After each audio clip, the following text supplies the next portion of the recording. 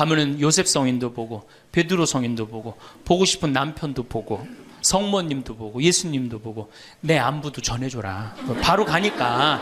예. 할머니는 내 손을 꼭 붙잡고 뭐라 그러냐, 신부님 그동안 너무 고마웠다는 거예요. 올 때마다 사탕도 갖고 오고 선물도 갖고 오고 내 얘기도 들어주고 그래도 외롭지 않게 신부님 왔을 땐 행복했다는 거예요. 그래서 이제 내가 할머니 손을 잡고, 할머니 장례미사 내가 잘해줄 테니까 강론도 잘하고 걱정하지 말아라. 하여튼 직천당 가서 이제 안부도 전해주고 내가 강론 잘해줄 테니까 걱정하지 말고 잘 가셔라. 할머니는 그동안 너무너무 고마웠다. 그러면서 이제 서로 손을 꼭 잡고 죽기로 이제 합의를 이제 봤어요. 이제.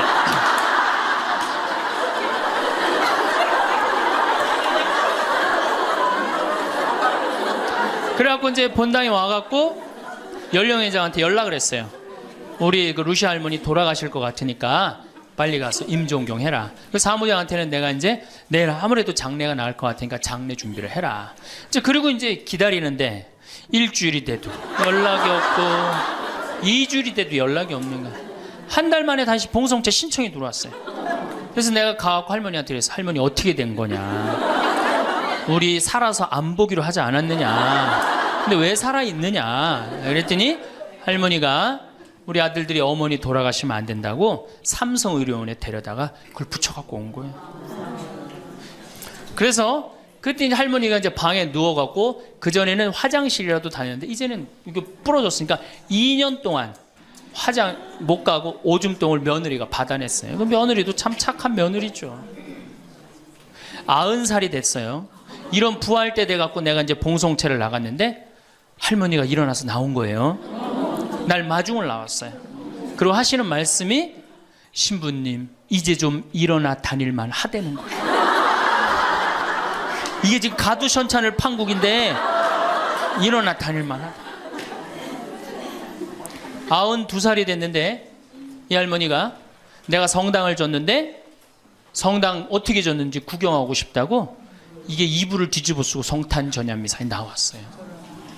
이제는 안 죽어요.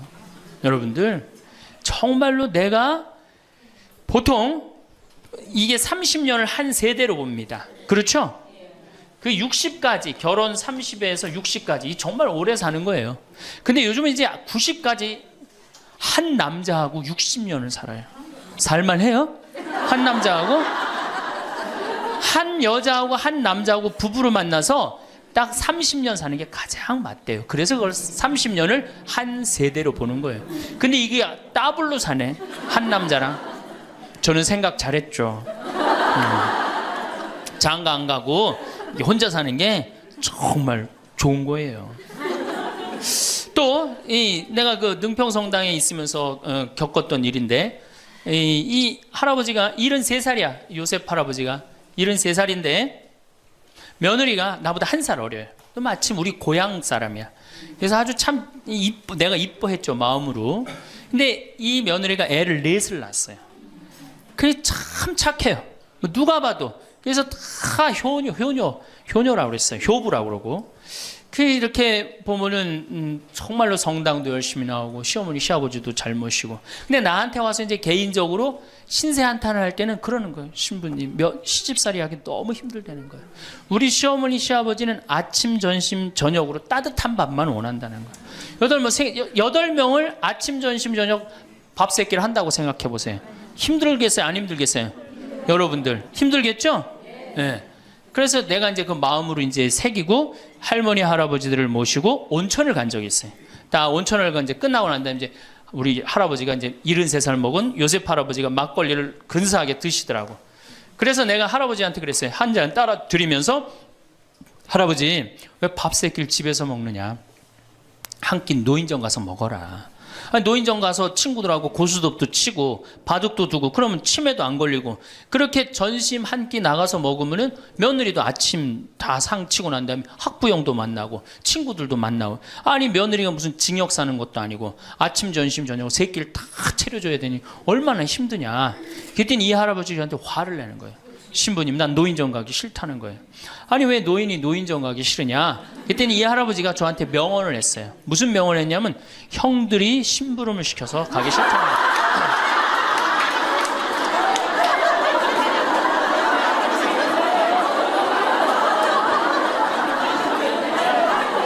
아니 무슨 73세 형들이 심부름을 시키냐 그랬더니 아 신부님 모르는 소리 하지 마세요.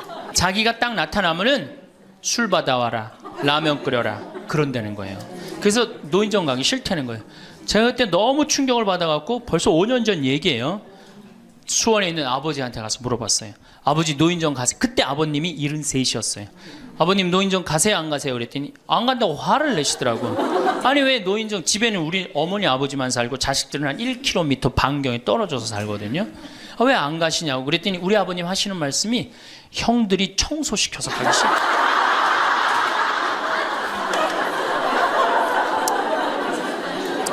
제가 알아보니까 75살 이하를 청노인이라고 그래요.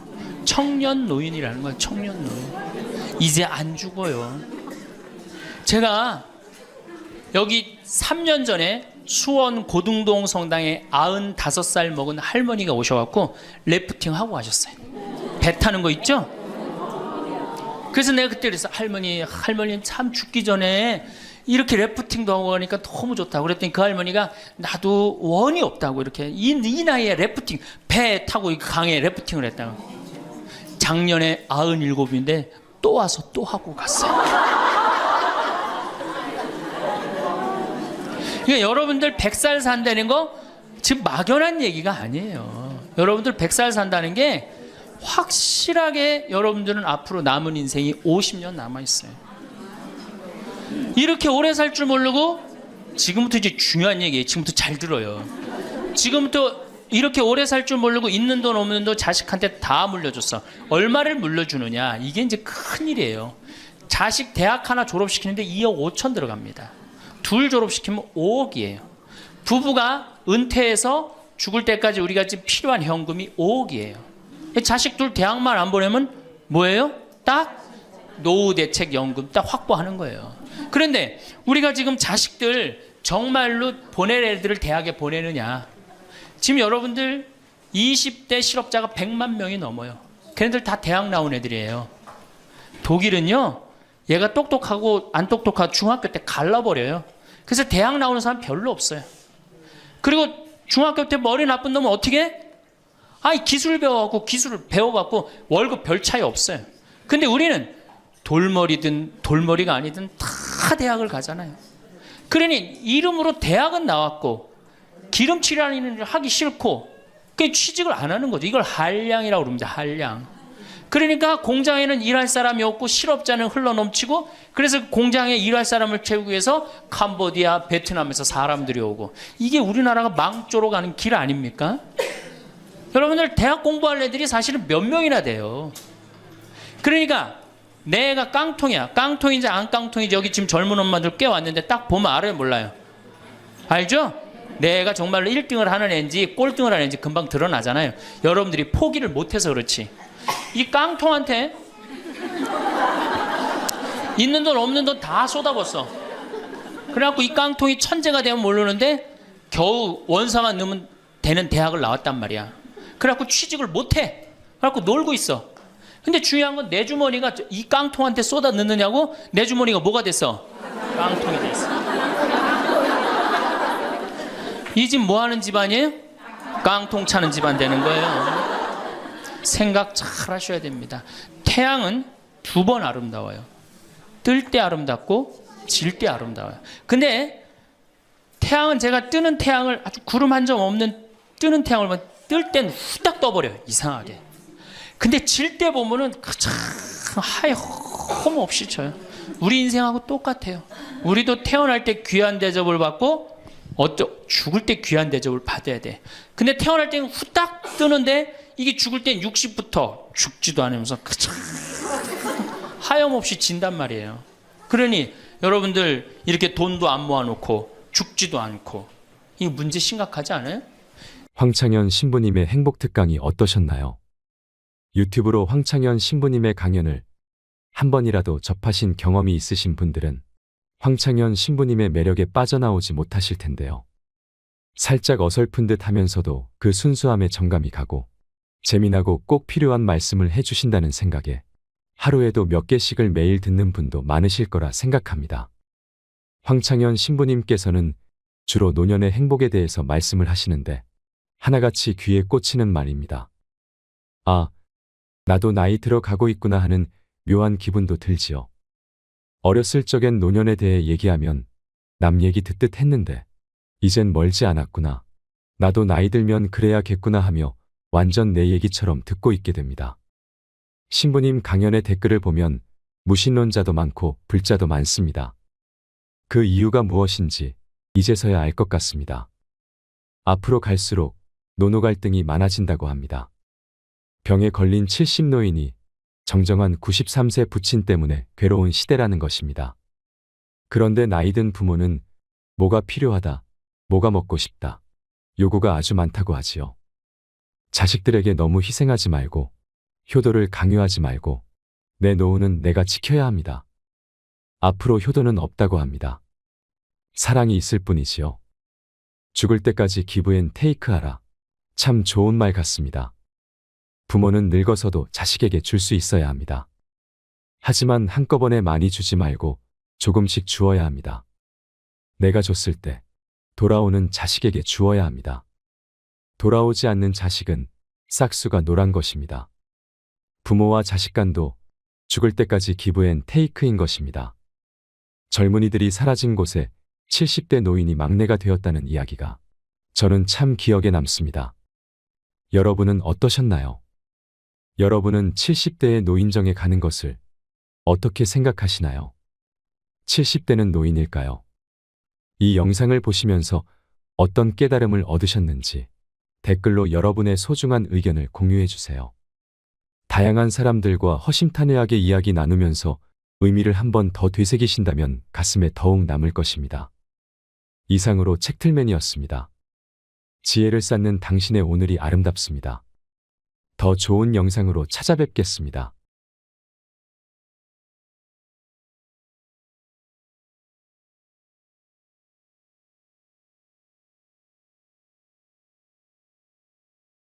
우리나라 남자들은 부인을 위한 이벤트를 할 줄 몰라요.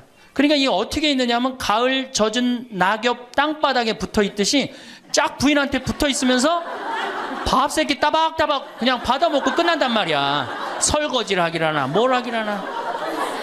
그러니 미치는 거죠. 설거지를 하기라나 뭐 사랑한다고 말을 하기라나 뽀뽀를 해주기라나 그냥 소리나 뻑뻑 지르고 심부름이나 시키고. 나이 먹어갖고 돈이 없으면 자신이 없어져요.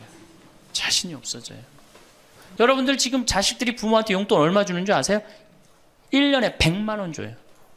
그 나누면 8만 원이에요. 8만 원. 그걸 받으려고 있는 돈 없는 돈 대동아 전쟁부터 고생해가면서 그렇게 키워요. 이제는 부모 자식지간의 효의 개념은 끝났어요. 효는 끝났다고 그래요. 평균 수명 100세 시대가 다가왔습니다.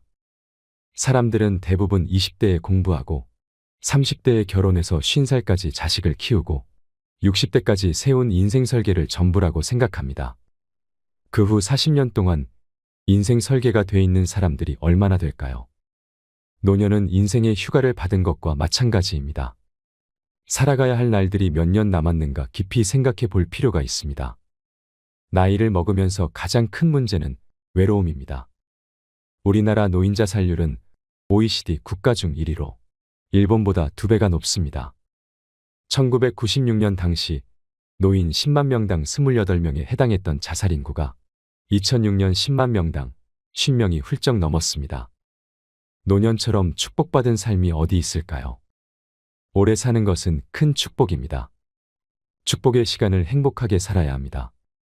하지만 사람들은 노년기에는 잃어버리는 게 많다고 생각합니다. 물론 나이를 먹을수록 더 많은 슬픔을 견뎌야 하고 더 많은 것을 잃습니다. 상실은 노년의 가장 두드러진 단면입니다. 친구, 친척, 배우자, 심지어 자녀가 먼저 세상을 떠날지 모릅니다. 상실이란 단순히 죽음만을 뜻하지 않습니다. 삶의 모든 측면이 상실에 영향을 받는 듯합니다. 사회적, 경제적인 것 외에도 눈이 침침해지는 것과 같은 육체적 상실은 독서나 운전처럼 즐거움을 주었던 활동을 어렵게 만듭니다. 상실을 경험한 사람들은 다른 사람과 나눌 수 있어야 합니다. 황창현 신부님께서는 외로움과 상실로 힘든 노년기에는 가장 중요한 존재가 친구라고 합니다. 노년기에 가장 좋은 것은 살던 곳에서 친구들과 함께 살다 죽는 것이라고 하지요. 우리나라의 교육제도는 초등학교 6년, 중고등학교 6년, 대학 4년까지 배우고 그 이후에는 교육과정이 없습니다. 어린 시절 배운 지식으로 평생을 살아갑니다. 하지만 100살까지 풍요롭게 살려면 끊임없이 공부해야 합니다. 재산관리, 건강관리를 비롯해 그동안 살아온 재능을 노후 생활에 어떻게 활용할 것인지 배우는 교육의 장이 마련돼야 합니다. 친구들과 활기찬 노년을 보낼 수 있는 노인대학이 많아져야 합니다. 자식들과 가까이 살면 살수록 오히려 깊은 갈등이 생길 수 있습니다. 자식에 대한 기대는 원망을 키울 뿐입니다. 내가 어떻게 키운 자식인데 하는 생각으로 섭섭한 마음이 커지지요. 하지만 처지를 바꿔놓고 보면 부모는 자식 키우는 재미에 빠져 자녀를 길렀지만 자식은 부모가 죽어가는 것을 보는 것입니다. 몸이 아프고 고통스러워하는 모습을 지켜보는 일은 슬픕니다. 자식들에게 의지하는 것보다 부부가 스스로 행복한 노후를 보내는 것이 더 화목한 가정을 만들 수 있습니다. 미국은 재산 보유 형태가 주택은 30%, 금융자산 70%지만 우리나라는 주택이 90%, 금융자산이 10%에 해당한다고 하는데요. 하지만 우리나라 노인들은 돈을 쓰기보다 집 한 채 잘 갖고 있다가 자식들에게 물려주려고 합니다. 황창현 신부님께서 강조하시는 것 중에 이런 말이 있습니다. 자식에게 재산을 물려주면 세 가지를 잃는다는 말입니다. 첫째는 자식, 둘째는 인생, 셋째는 재산을 잃어버린다는 것입니다. 그러니 오히려 그 재산을 관리하며 여생을 풍요롭게 보내는 것은 어떨까요? 오늘은 황창현 신부님의 행복 특강을 통해 나이를 먹으면 찾아오는 세 가지 고통이 무엇인지 듣겠습니다. 노년을 살아가는 지혜를 찾는 시간이 되시길 바랍니다. 영상이 마음에 드신다면 구독과 좋아요, 알림 설정 부탁드립니다. 나이를 먹으면 세 가지가 이제 고통이 옵니다. 첫 번째, 몸이 아파요. 그렇죠? 60년, 70년 썼으면은 눈도 안 보이고, 귀도 안 들리고, 허리도 아프고, 그렇죠? 네, 아픈 데 많아요. 그러니까 자꾸 짜증을 부립니다. 짜증을 자꾸 부리고 신경질을 자꾸 부려요. 그러니까 할머니들이 나이를 먹으면 먹을수록 도사가 돼야 되는데 나이를 먹으면 먹을수록 점점 애가 돼가는 거예요. 그러니까 손자 손녀들이 맨날 할머니 보고 우리 할머니 맨날 신경질 부린다고. 생각해보세요. 머리 하얗지, 얼굴 쭈글쭈글해지, 이빨은 빠져갖고 여기도 쭈글쭈글해지. 웃어도 현찬을 판국에 거기서 막 신경질 부리고 짜증 부리면 어느 자식이 그걸 보면서 행복해하고 오랫동안 좋은 마음으로 모실 수 있어요. 그래서 저는 90살 넘은 장례미사, 90살 먹은 할머니 장례미사를 본당 신부가 해줬는데 며느리가 70이다. 그러면은 본당 신부는 장례미사 하자마자 바로 교황청에 연락해갖고 이 70 먹은 며느리, 90살까지 모시고 산 이 며느리 바로 교황청에 연락해서 시성식 해줘야 돼. 이 며느리. 본당 신부 꼭 할 일이에요. 기적심사 필요 없어요. 90살까지 모시고 산 것만 해도 뭐예요? 기적이에요, 기적. 안 버리고. 제가 어저께 식사하면서 잠깐 그런 얘기 들었는데 필리핀에 자식이 집 팔고 들어오면은 모시겠다고 그러는데 버린 자식이 있었다며요. 그리고 또 뭐 캐나다에 며칠 전에 또 어디에서 나왔다고 그러더라고. 자식이 그렇게. 여러분들 그게요 남 얘기 아니에요. 여기 노인대학 많이 온다고 그러죠. 제가 노인대학은 1박 2일을 합니다. 그럼 제가 이런 강의를 끝나면 절 찾아오는 할머니들이 참 많아요. 신부님 내 얘기입니다. 그러면서 쫙 얘기하면 어떤 자식까지 있느냐면 생활 그 보조금 나오는 것까지 뺏어가는 자식들이 있어요. 여러분들 얘기야 무슨 아이고 여러분들 지금 자식 걱정할 때가 아니에요. 자, 몸이 아프면은 이제 이가 이제 문제가 생겨요. 그렇죠? 치과에를 갑니다. 치과에를 갔더니 의사 선생님이 하시는 말씀이 할머니 틀니로 하려면 300만 원, 걸으려면 500만 원, 임플란트로 하려면 3천만 원입니다. 이 돈 있어요, 없어요? 없습니다. 그러니까 추석 전에 아들한테 전화를 합니다. 한 달 전에 얘야 내가 요새 이가 아파갖고 소화도 안 되고 골도 아프고 잠도 안 온다. 그럼 아들놈이 딱 알아들어야 돼요. 우리 어머니 이가 없어서 나한테 이해해달라나 보다. 이렇게 알아들어야 되는데 지금 40대, 50대, 30대 된 자식들 중에 자기 어머니, 늙은 노모, 노부, 어금니 몇 개 빠진 거 아는 사람 얼마나 있어요? 없어요. 열어보지 않는 한 얼마나 알아요? 여러분들 지금 우리 엄마, 아버지 어금니 정확하게 몇 개 빠진 거 아는 분들 몇 분이나 계세요? 없어요. 얼마 전에 한 분이 손 들고 나는 안다고 그러더라고. 어떻게 하냐고 그러니까 몽창 빠져갖고 하나도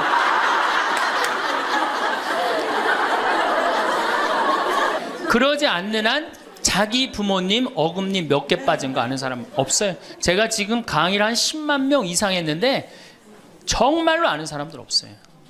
그러니까 이 아들놈이 한다는 소리가 어머니 소금으로 양치하세요.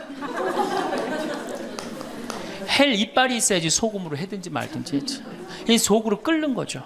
2주 전에 또 전화를 합니다. 얘야, 내가 요새 이가 더 아파갖고 소화도 안 되고 잠도 안 오고 골도 더 아프다. 어머니 왜 이렇게 내 말을 안 듣느냐고 소금으로 해라니까. 그리고 이제 아들이 추석날 와갖고 용돈을 주고 왔는데 딱 10만 원을 주고 갔다. 그러면은 이때부터 미치는 거예요. 이때부터 속이 끓기 시작하는 거예요. 젊었을 때는 자식 키우는 재미로, 보는 재미로 그렇게 했는데 지금은 이제 내 몸 하나도 이제 건사하기 힘들고 죽지도 않으니까 막 속이 막 미치는 거예요. 어디 가서 얘기하고 싶은데 창피해요, 안 창피해요? 창피합니다. 그러니까 이제 누굴 찾아오냐면 이제 본당 신부를 찾아옵니다. 저를 이제 찾아오는 거죠. 신부님, 내 말 좀 한번 들어보세요. 할머니들이 이제 내 말을 들어보라고 그러면은 이제 몸 아픈 거, 아들이 이해 안 해준 거 이런 것만 하면 내가 다 알아듣는데 우리 할머니들은 내 말 좀 들어보라고 그러면은 꼭 어디서부터 시작하냐면 대동아 전쟁부터 이제 시작해요.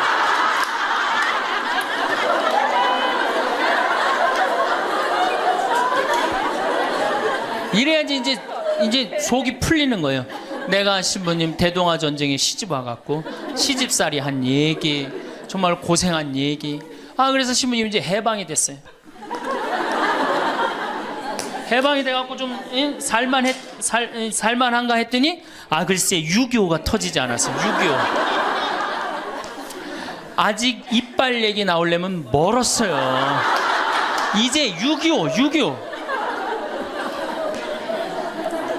그리고 이제 53년부터 참 우리 지금 70대 80대 된 할머니 할아버지들한테 잘해야 돼요. 53년부터 62년까지 똥구멍이 찢어지게 가난하게 고생한 얘기 합니다. 전 정말 몰랐어요. 똥구멍이 찢어지게 가난하다는 얘기를 참 많이 들었는데 그래서 할머니한테 한번 물어봤어요. 할머니, 똥구멍이 찢어진 게 뭐예요? 신부님, 말도 마십시오. 6.25 전쟁 때 여러분 2차 세계대전에 쏟아놓은 폭탄을 그거 남은 폭탄 다 우리나라에 다 쏟아붓어요. 그러니 전쟁 끝나고 뭐가 있어요? 전부 다 폐허가 돼갖고 아무것도 없죠. 가을에 우리나라가 한 85% 이상이 소장농이에요. 겨우 자기 해 먹을 거 그것밖에 안 됐어요. 전쟁 끝나고 9월에 이제 추수를 합니다. 9월에 추수를 하면 먹을 게 언제 떨어져요? 2월에 떨어져요. 그럼 보리는 언제 펴요? 5월에. 여러분도 오시면서 보리밭 보셨어요? 보리밭 이렇게 있는 거. 5월에 이제 보리가 피면은 2, 3, 4, 5월을 견뎌야 되는데 먹을 게 있어요? 없죠. 그러니까 산에 풀뿌리 캐서 먹고 나물 캐서 먹고 그것도 모자라면 이제 뭐를 캐서 먹느냐면 소나무 껍질 안에 하얀 속살 그거를 이제 벗긴다고 그래요. 그걸 벗겨갖고 말린다고 그래요. 말려갖고 그걸 간대요. 할머니들 옛날 할머니들 생각나시죠? 그걸 갈아갖고 국에 넣어서 먹으면 국이 빨간데 국을 먹으면 배가 불르대. 또 거기다 밥을 해서 먹어도 배가 그렇게 불르대. 옛날엔 배가 고파 죽겠는데 배 부르면 최고 아니에요. 배는 이제 먹었는데 이제 배는 부르는데 문제는 이게 섬유질이 엄청나게 강한 거예요. 이게 야채나 뭐 채소나 과일의 섬유질하고 틀리대요. 그래갖고 이제 이게 들어가면 소화가 안 되고 딱딱하게 굳는 거예요. 수분이 빠지고. 대장에 가면 이제 딱딱한 돌덩어리로 굳는 거예요. 그 딱딱한 돌덩어리로 굳은 걸 빼내려고 그러니 똥구멍이 찢어지는 거예요. 신부님, 똥구멍이 찢어지게 가난하게 고생한 얘기. 그리고 이제 내가 자식들을 이제 내 자식만은 고생을 시키지 않으려고 정말 내가 먹고 싶은 거, 쓰고 싶은 거, 다니고 싶은 거 안 하고 논 팔고 소 팔고 정말로 고생해서 내 자식을 키워놨는데 내가 늙어서 이해해달라고 그러는데 아니 이 10만 원을 갖다 줬습니다. 신부님 억울해서 못 살겠다. 분해서 못 살겠다. 그 얘기를 해요. 이 얘기가 사실 남 얘기가 아니에요. 제 얘기예요. 제 얘기. 제가 아버님 70살 때 종합검진을 해드렸어요. 종합검진을 이렇게 해드렸는데 깜짝 놀랐어요. 결과를 보고 어금니가 하나도 없으신 거예요. 어금니가 하나도 없어. 그래갖고 아버지 제가 맨날 이렇게 갈비집에 가서 갈비 사드릴 때 뭘로 드셨느냐고 그랬더니 아들 신부가 사주는 거라 앞니로 그냥 대충 씹어갖고 삼켰다는 거예요. 정말 기가 막히죠. 내가 전국에 다니면서 강의를 이렇게 했는데 내 아버지 입 빠진 건 모르고 참 창피하더라고요. 그래서 마침 내가 이제 치과 의사 하나를 세례를 줬어요. 그래서 불렀어요. 내가 너 세례를 줬는데 내가 네 세례를 주면 내가 네 영적인 아버지다. 근데 우리 육적인 아버지가 이가 하나도 없다.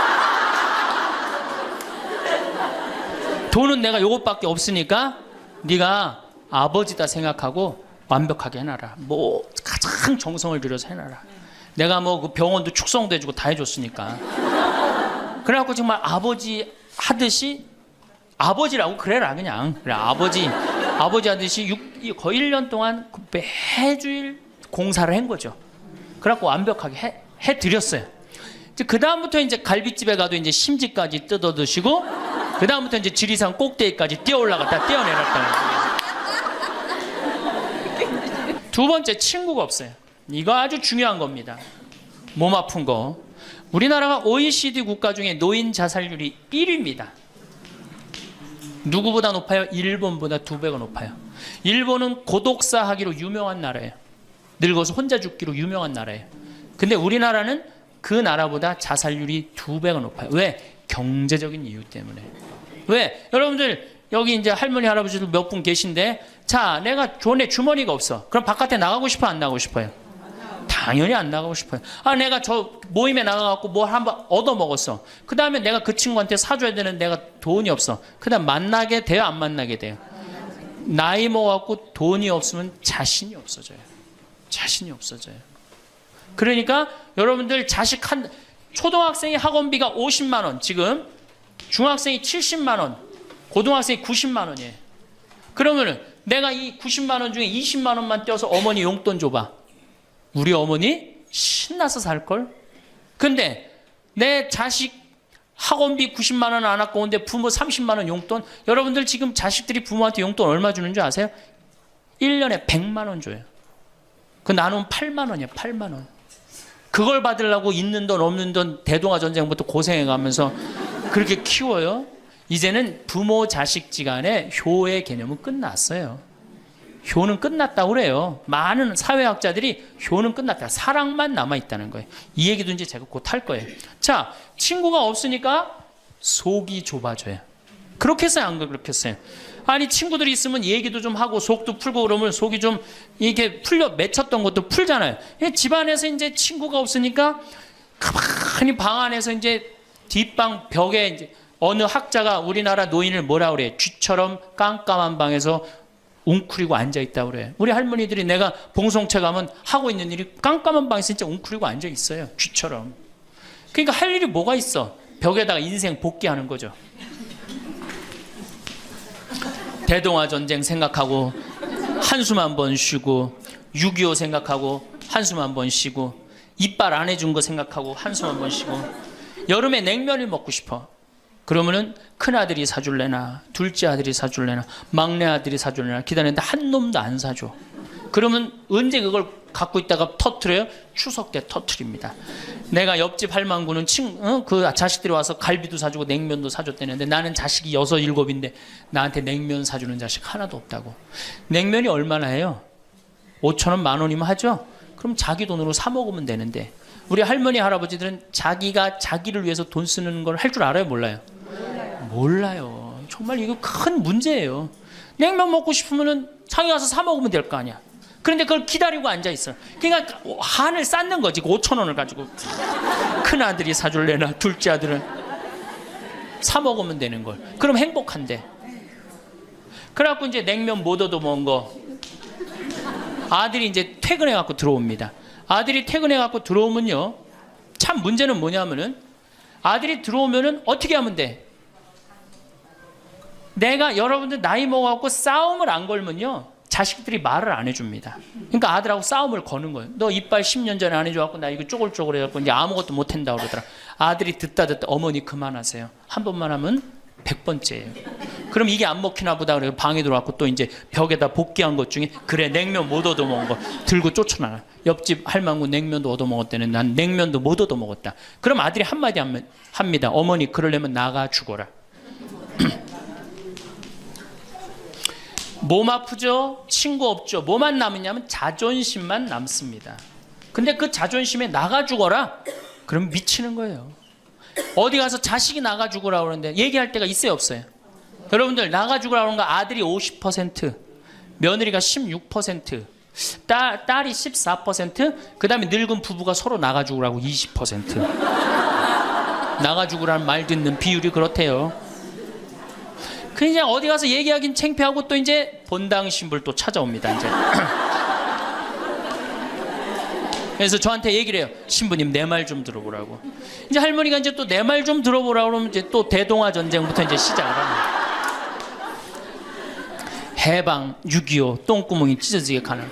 내가 이렇게 키웠는데 나부로 나가 죽으라고 그런다고. 이제 늙었으니까 필요 없다고 나부로 나가 죽으라고 그런다고. 여러분들 그런 소리 이제 듣습니다. 왜 죽지도 않고 이렇게 오래 사느냐고 분명히 자식들한테 그런 소리 들어요. 100살까지 산다고 생각해봐요. 그것도 자식한테 얹혀서 100살 산다고 생각해보세요. 이제는 자식하고 늙어서 같이 산다는 생각은 꿈도 꾸면 안 돼요. 늙어서 이제 나 어떻게 살아야 돼? 나 혼자 자식한테 폐 안 끼치고 오래 사는 게 누구하고 좋은 관계 유지하는 거야? 자식하고 좋은 관계 유지하는 거예요. 어쨌든 나가 죽으라고 그러니까 이제 미치는 거죠. 그래갖고 이제 다 듣고 이제 할머니가 나한테 그래. 신부님 나 꽃동네 좀 바래다 줄라. 난 자존심 상해서 저 집에서 도저히 못 살겠다. 그럼 내가 할머니한테 그래. 할머니 꽃동네 아무나 가는 게 아니에요. 안 돼요. 그저 새벽에 그 꽃동네 앞에 내려다만 주면 그 다음부터 내가 다 알아서 할 테니까 신부님은 꽃동네 앞에까지만 바래다 달. 내가 이제 다 듣다가 할머니한테 그래요. 할머니 그 자식 키웠을 때 속상한 적 있었어요 없었어요? 속상한 적 많았죠. 7살 10살 미운 오리 새끼 그때 말 안 들을 때 할머니 그 아들한테 속상하면 뭐라고 그러셨어요?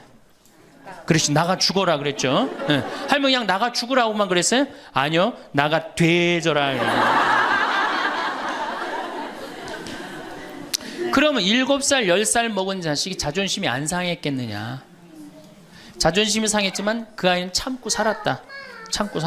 너무 엄마가 천하의 엄마가 나가 죽으라 했지만 나갈 때가 있어야지 걔가 나갈 거 아니야. 자존심이 상했지만 참고 살았다.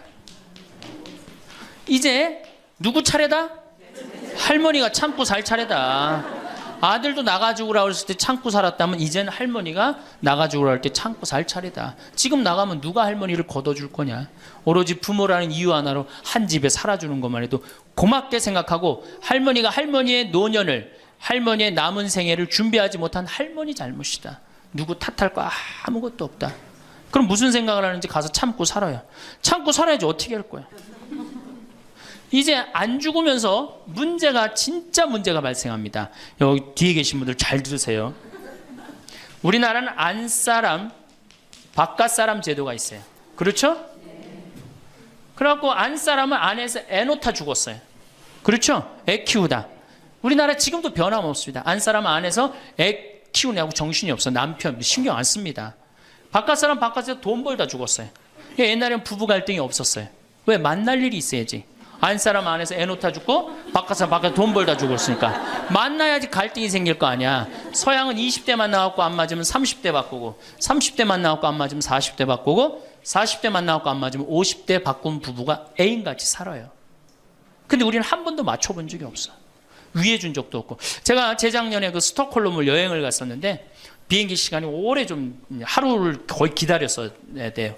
그래서 이제 저녁 비행기를 타려고 저녁 한 5시쯤에 라운지에서 이제 음식을 시켜서 먹고 있는데 내 앞에 60쯤 된 초로의 할아버지하고 초로의 할머니가 서로 끌어안고 뽀뽀를 하는데요.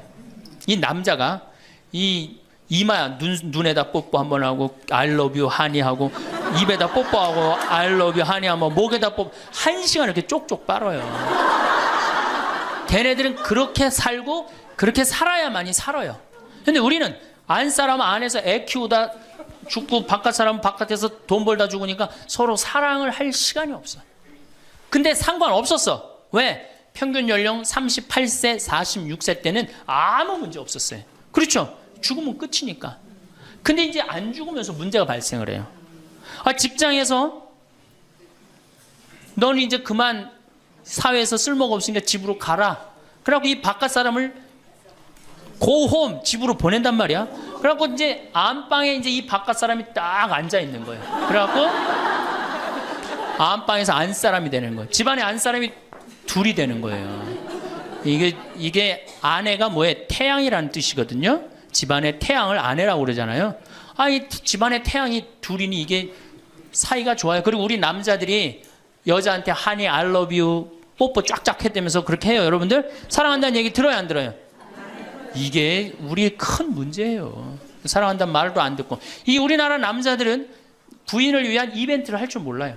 그러니까 이게 어떻게 있느냐면 가을 젖은 낙엽 땅바닥에 붙어 있듯이 쫙 부인한테 붙어 있으면서 밥 새끼 따박따박 그냥 받아먹고 끝난단 말이야. 설거지를 하기라나 뭘 하기라나. 그러니 미치는 거죠. 그러니까 할머니들이 저한테 진짜 할머니들이 그런 얘기 많이 해요. 아유 정말 30년 40년 동안 밥 해야 되는 거 지겹다고. 지겹죠. 설거지를 해기래나 뭐 사랑한다고 말을 해기래나 뽀뽀를 해주기래나 그냥 소리나 뻑뻑 지르고 심부름이나 시키고. 근데 이 할아버지가 어떤 할아버지가 갑자기 심장마비로 죽었어요. 그냥 얼마나 할머니가 좋아. 심장마비로 죽었으니. 병원에 가니까 의사가 딱 청진길 대더니 할아버지 돌아가셨다고 심장마비로. 이제 간호사한테 다 처리해갖고 냉도실로 모시라고. 영안실로. 그래갖고 이제 영안실로 이렇게 할머니가 이제 이렇게 할아버지 뒤를 따라가는데 이 할아버지가 가다가 깨어난 거예요. 깨어나갖고 이제 할머니가 뒤 따라온단 말이야. 그러니까 나 좀 살아났으니까 얘기 좀 해달라고 막 그러니까 이 할머니가 못 들은 척.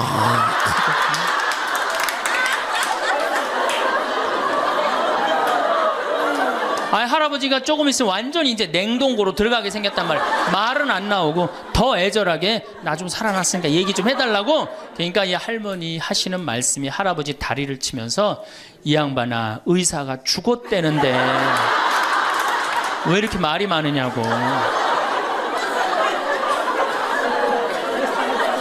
반대로 우리 여성들, 우리나라 이 여성 아내들이 남편한테 잘하느냐? 여러분들 남편한테 잘하세요? 네. 여러분들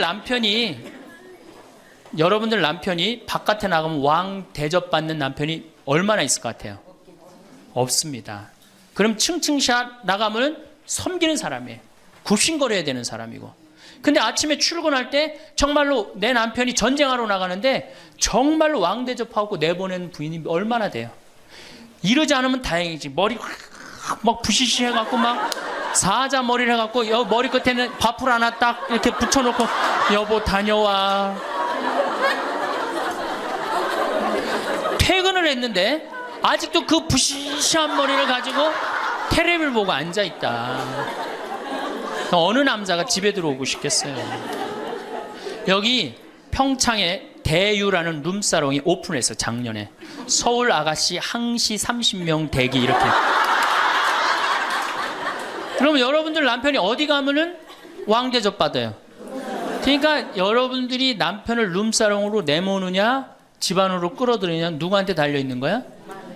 여러분들한테 달려있어. 그런데 그래서 일주일에 한 번 남편을 위해서 요리를 하라는 거예요. 부인이. 정말로 지혜로운 부인은 요리를 한 번씩 하라는 거예요. 그래서 낙지볶음도 하고 요새 그 텔레비에 보면 이렇게 홍어 이렇게 삭힌 것도 많이 홈쇼핑으로 보내주잖아요. 딱 해갖고 삼합 딱 해갖고 와인 하나 딱 준비하고 이브닝 드레스도 좀 쫙 입고 이런 이벤트가 있어야지 60년을 같이 살지. 무슨 재미로 60년을 살아요. 이건 뭐 김치찌개 한번 해줬단 말이야. 부인이 저녁에 김치찌개 해줬는데 다음날 아침에 출근할 때 보니까 그거 졸여갖고 이제 또 내놨단 말이야. 저녁에 퇴근해갖고 왔는데 그걸 볶아갖고 또 내놨어.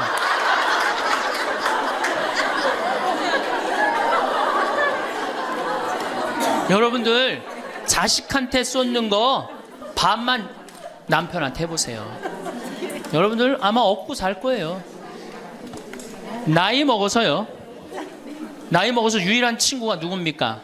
남편이고 아내밖에 없어요. 제가 평택에서 본당 신부를 할 때 할머니 한 분이 남편이 평생 바람 피고 노름하고 술 먹고 나가서 딴살림했어요.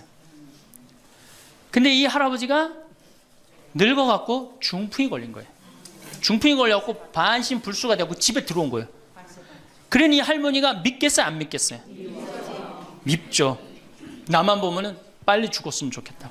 매일 입버름처럼 했어요. 그러니까 이 할아버지가 또 말도 못하는 중풍이 이제 와갖고 고해성사를 이제 이렇게 할머니하고 할아버지하고 같이 들어와요. 그래갖고 이제 할머니가 이제 할아버지 잘못한 걸 다 나한테 얘기를 해줘요. 그러면은 할아버지가 그걸 받아들이면 되는데 안 받아들입니다. 할머니를 때리는 거예요. 내가 언제 그랬느냐. 그러니 난 내가 봐도 야, 저 할아버지 양심도 없구나. 그냥 젊었을 때 저러더니 늙어서 고해를 대신까지 해주는데 얼마나 고마워.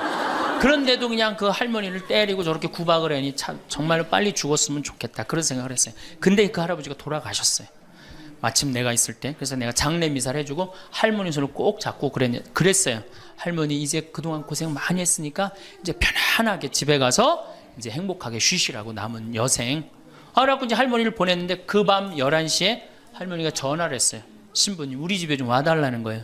한참 자는데. 왜 그러시냐고 그러니까 그 병상에 누워있던 남편이 없으니까 이 집이 그렇게 무섭고 쓸쓸하고 외롭고 허전하다는 거야. 지금 빨리 와서 기도를 해달라는 거야. 그래서 자다가 또 옷도 갈아입고 이제 내가 가고 그 할머니 이제 안수기도 해주고 이제 손잡고 기도해주고 오면서 늙어서 남편이 죽는다.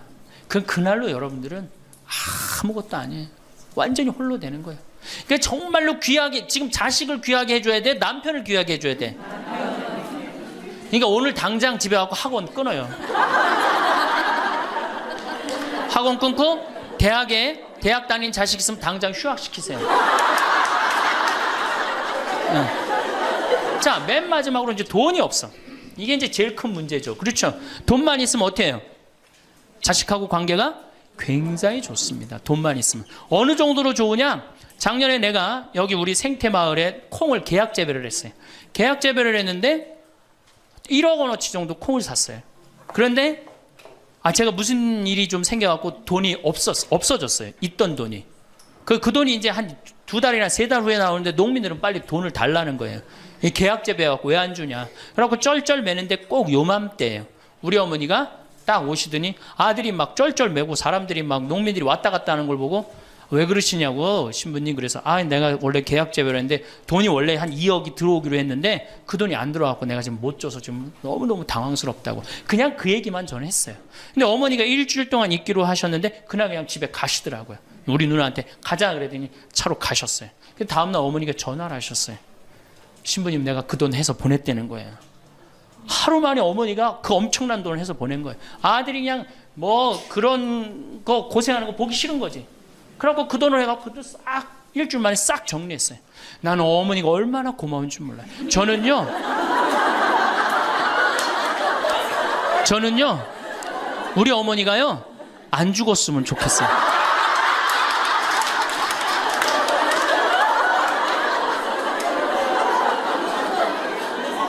얼마나 좋아요. 은행이 이렇게 꿔주겠어요? 은행이 꿔줘요?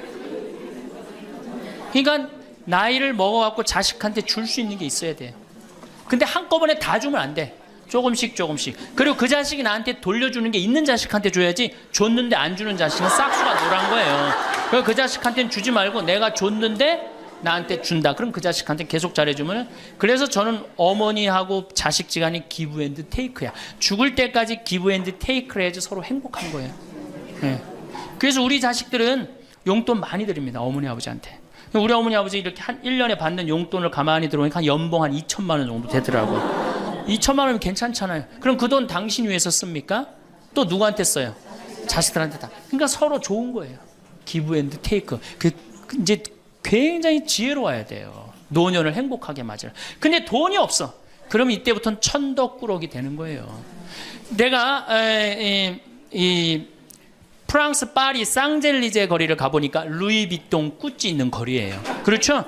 쌍젤리제 거리 가보니까 거기서 저녁에 와인을 마시는 사람들은 할머니 할아버지밖에 없어요. 젊은 사람 꿈도 못 꿉니다. 우리나라 명동에 누구만 득실거려요? 젊은 애들이 득실거리죠? 이거 문제예요. 걔네들이 뭘 했어요?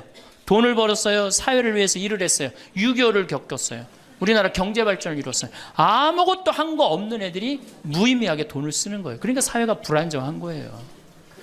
이태리 로마의 라보나 광장이라고 있어요. 라보나 광장에 가보면요, 거기도 저녁에 할머니 할아버지 팔짱 다 7, 8분이 팔짱 끼고 숄 딱 거치고 와요. 그리고 와인 마셔. 젊은 애들은 꿈도 못 꿔요.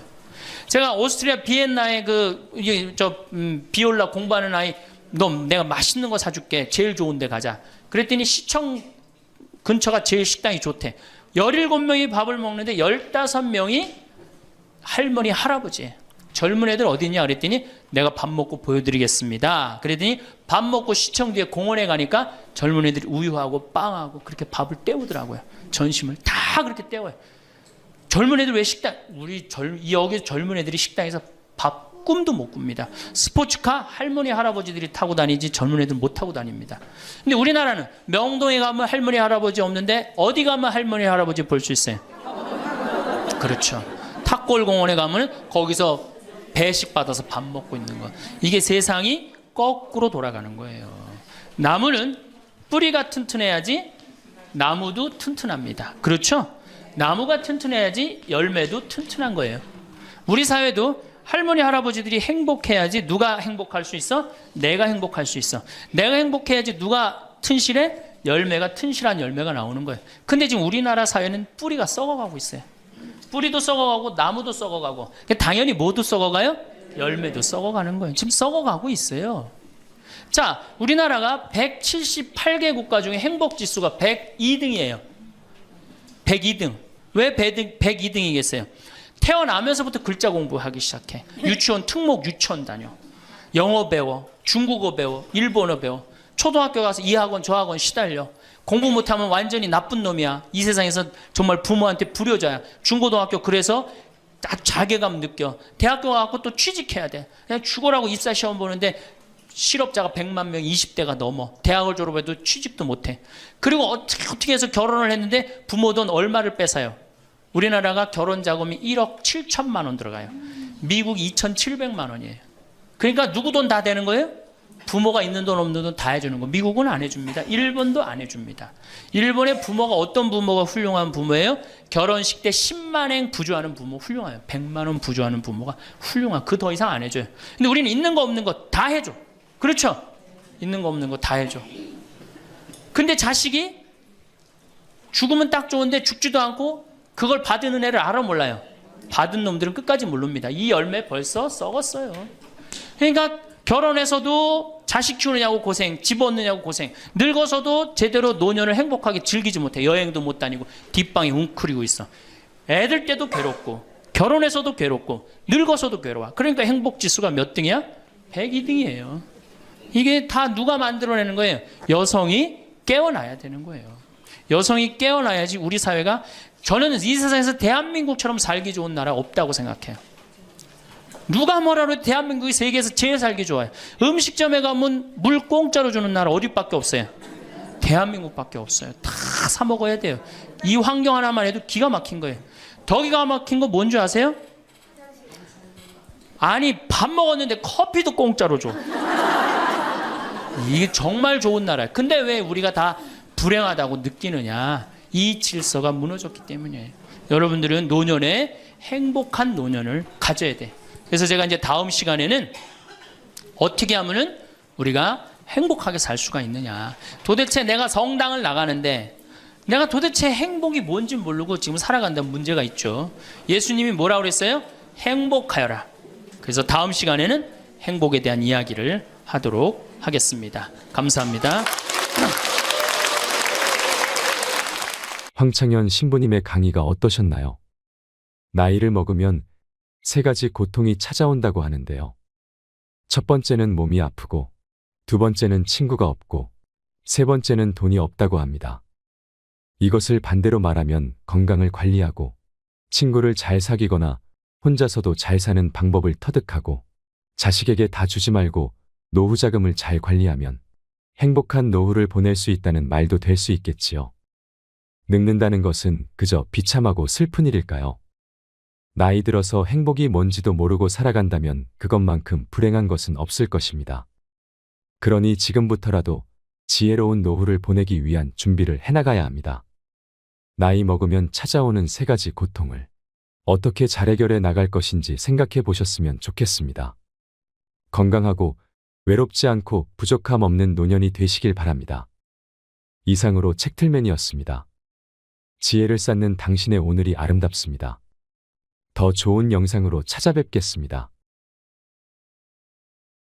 만약에 내가 장가를 갔다 하면은 그때 맨날 마누라한테 두들겨 맞으면서 마누라가 그래 나가 죽어 그렇게 살 거면 맨날 그런 소리 들었을 거야. 여러분들 여행은 가슴이 떨릴 때 가야지 다리가 떨릴 때 가면 안 됩니다. 임신을 하는 순간 내 뱃속에 서울대학 C가 들어왔다. C. 이 사람으로 안 보여. C로 보여. C로. 근데 요즘 젊은 엄마들은 내가 요즘 또 알아보니까 한글만 안 가르친대요. 아침에 일어나고 애한테 한다는 소리가 Good morning, my baby.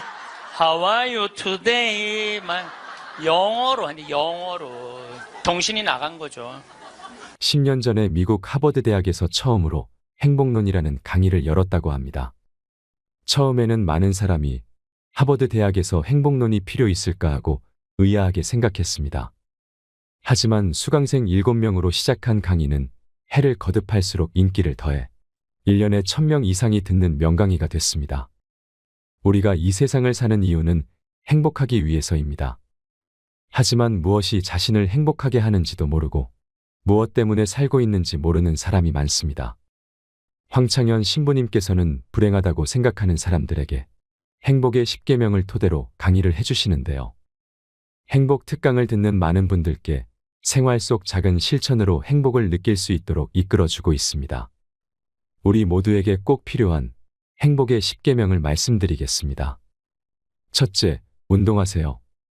행복의 첫째 조건은 건강입니다. 미국 건국의 아버지 벤저민 프랭클린은 재산을 잃으면 조금 잃는 것이고 명예를 잃으면 많이 잃는 것이고 건강을 잃으면 전부를 잃는 것이다라고 했습니다. 몸이 아프면 모든 것이 귀찮고 자신감도 없어질 뿐만 아니라 돈도 빠져나갑니다. 둘째, 감사하세요. 하루에 5가지씩 감사하세요. 내가 가지지 못한 것을 안타까워한다고 해도 가질 수 없습니다. 내가 가진 것에 감사하는 것이 중요합니다. 억울하고 분한 것만 기억해서는 행복해질 수 없습니다. 즐겁고 행복했던 순간에 감사해 보세요. 셋째, 대화하세요. 평균 수명 100세 시대에서 숙제 중에 숙제입니다. 나와 맞는 사람과 이야기하는 것이 굉장히 중요합니다. 사람을 피하지 마세요. 노후에 혼자서 고립되면 고집스러운 노인으로 늙기 쉽습니다. 적극성을 가지고 사람에게 투자하세요. 당신에게 긍정적인 에너지를 주는 사람이 분명 있을 것입니다. 넷째, 공부하세요. 초등학교 6년, 중고등학교 6년, 대학교 4년 동안 배운 지식으로 50살까지 살아갑니다. 100살까지 살면서 남은 50년을 공부하지 않고 그냥 살 수 있을까요? 공부하면 세상에는 할 일이 너무 많고 역동적인 인생이 기다리고 있습니다. 배움에는 끝이 없다고 합니다. 노후를 행복하게 살아가는 지혜는 배움에 있다는 것을 잊지 마세요. 다섯째, TV 시청을 반으로 줄이세요. 현대의 하느님은 TV입니다. 거의 모든 가정의 거실 중앙에 TV가 놓여 있습니다. TV를 치우면 대화, 운동, 독서 등 할 수 있는 일이 많아집니다. 하루 종일 집안에서 TV만 보며 시간을 흘러보내기에는 너무 인생이 아깝습니다. 여섯째, 내가 기댈 수 있는 곳이 필요합니다. 특히 나이가 들수록 종교가 있으면 위안이 됩니다. 종교가 아니라 좋은 사람과 함께 시간을 보내는 것도 좋고 책을 읽거나 산책을 하는 것도 좋습니다. 마음 공부를 할 수 있는 것이면 다 좋습니다. 내가 믿고 있는 가치관과 진리에 따라 살지 않으면 인간은 원하지 않는 방향으로 흘러가기 쉽습니다. 행복한 삶을 위한 내 기준이 없으면 인생이 원하지 않는 방향으로 흘러가기 쉽고 인간 본성이 원하지 않는 방향으로 가게 됩니다. 그러니 내가 마음 편히 기댈 수 있는 곳을 마련하세요. 7째, 웃으세요. 웃는 것이 행복으로 가는 최고 지름길입니다. 인간은 웃느냐 웃지 않느냐에 따라 행복이 결정됩니다. 웃는 사람에게 사람들은 매력을 느끼기에 인간관계도 좋아집니다. 8째, 먼저 전화하세요. 누군가 나에게 먼저 다가와 주기를 바라지 말고 먼저 다가가세요. 죽기 전에 가장 많이 후회하는 것 중에 하나가 왜 내가 먼저 그들에게 다가가지 못했을까? 왜 더 함께 시간을 보내지 못했을까라고 합니다. 그러니 친구와 가족들, 내 소중한 이들과 함께 시간을 보내세요. 9째, 자기 자신을 사랑하세요. 자기 자신을 사랑하지 않는 사람은 누구도 사랑할 수 없습니다. 자기 자신을 위해 시간과 돈을 쓰세요. 10째, 이웃에게 친절히 하세요. 자기 반성의 신앙생활은 이웃사랑으로 꽃을 피워야 합니다. 우리는 너무 인색하게 삽니다. 주변을 돌아보며 사랑을 실천하는 데 익숙해져야 합니다. 적어도 죽기 전에 내가 살아온 인생을 후회하며 가지 않도록 해야 합니다. 여러분, 나는 행복했습니다. 여러분도 행복하십시오라고 말할 수 있어야 합니다. 후회가 없으려면 우리는 행복하게 살아야 합니다. 황창현 신부님의 행복특강을 들으면 인생을 행복하게 사는 지혜를 깨달을 수 있습니다. 우리가 행복하지 않을 이유가 있을까요? 욕심을 조금만 내려놓으면 자유로움을 느낄 수 있을 것입니다. 황창현 신부님의 행복특강을 통해 인생을 살아가는 지혜를 찾는 시간이 되시길 바랍니다. 영상이 마음에 드신다면 구독과 좋아요, 알림 설정 부탁드립니다. 반갑습니다. 세상에 가장 허망한 약속이 뭐냐면 나중에 뭘 한다는 거예요. 나중에. 나중에. 제가 여러분들한테 강의 때 이렇게 말씀드렸어요. 여러분들, 여행은 가슴이 떨릴 때 가야지 다리가 떨릴 때 가면 안 됩니다. 기억나세요? 그런데 대개 한 50에서 60 되신 분들이 이때 여행을 가고 싶어. 말대로 여행을 가고 싶은데 지금 애도 교육도 시켜야 되고 결혼도 시켜야 돼. 그러니까 신부님, 나중에 간다고. 나중에는 없어요. 가려면 언제 가야 돼? 지금 가야 돼, 지금. 금 중에 제일 소중한 금이 황금도 아니고 소금도 아니고 지금이에요, 지금. 여러분들 중에 이런 분들이 있어요. 아, 오늘 정말로 갈비가 먹고 싶다. 내가 아들을 셋을 키워놨는데 큰아들이 사줄래나 둘째 아들이 사줄래나 막내 아들이 사줄래나 이렇게 생각하는 분은 바보 중에 상바보예요. 왜냐하면은 아니 아들이 무당이야? 막 일하다가 엄마가 지금 갈비 먹고 싶어 하네? 오늘 가서 사드려야 되겠다. 이런 자식 있어요, 없어요? 없어요. 지금 갈비 먹고 싶은 거 누구만 알아? 나만 알아. 이거 누가 사줘야 돼? 내가 사줘야 돼. 누구 돈으로? 내 돈으로. 내 돈으로. 네. 여러분들이 행복하시고 싶으면은 뭐를 벌어야 되냐면 거지 근성을 벌여야 돼. 거지 근성. 누가 사주기를 바라는, 누가 나를 행복하게 해주기를 바라는 이 거지 근성을 버려야 돼. 먹고 싶은 거 있으면 누가 사 먹어야 돼? 내가 사 먹어. 행복하고 싶으면 누가 행복하면 돼? 내가 행복하면 돼. 언제? 나중에 말고 언제? 지금. 여러분들 지금 어느 교수님이 한 얘기지만은 아이스크림이 있어. 이 아이스크림이 있는데 너무 더워. 그럼 이거 어떻게 해야 돼? 먹어야 돼. 언제 먹어야 돼? 지금 먹어야 돼. 이거 나중에 먹는다고 놔두면은 이거 녹아서 남아있어요? 안 남아있어요? 저한테 많은 암 환자들이 오죠. 많은 암 환자들이 와서 하소연할 때 이런 얘기를 해요. 신부님, 제가 정말로 이제 60부터 행복하려고 30살서부터 60살까지 돈만 모으고 아무데도 놀러 안 갔다는 거야. 근데 암이 걸려갖고 이제 아무데도 갈 수가 없다는 거야. 억울해 죽겠다는 거야. 차라리 그때 갈 걸. 미국 사람들은요 5개월 일해서 한 달 여행 가는 게 목적이에요. 5개월 열심히 돈 모아. 이번엔 내가 뭐 어딜 간다 그러면 열심히 와서 한 달 휴가 화끈하게 갔다 와요. 또 한 5개월 열심히 모아. 또 한 달 화끈하게 왔다가. 그래서 그 사람들 한 30년 동안 살면서 거의 60번 정도의 휴가를 멋있게 갔다 오는 거예요. 근데 우리나라는 30살부터 60살까지 나중에 가려고 한 번도 안 가. 근데 떨커덕 뭐가 걸려? 암이 걸려갖고 이거 뭐 죽을지 살지 이 모르는 그런 상황에 들어가는 경우가 많다는 거예요. 행복하려고 그러면 언제 행복해야 돼? 지금 행복해야 돼. 지금. 나중에는 기다려주지 않는다는 얘기예요. 그래서 투자를 하고 싶어도 여러분들이 가장 어리석은 투자가 뭐냐면 주식 투자예요. 주식 투자. 여기 지금 주식 투자하는 분들 분명히 계실 거예요. 자, 주식 투자를 할 동안은 돈 써요? 못 써요?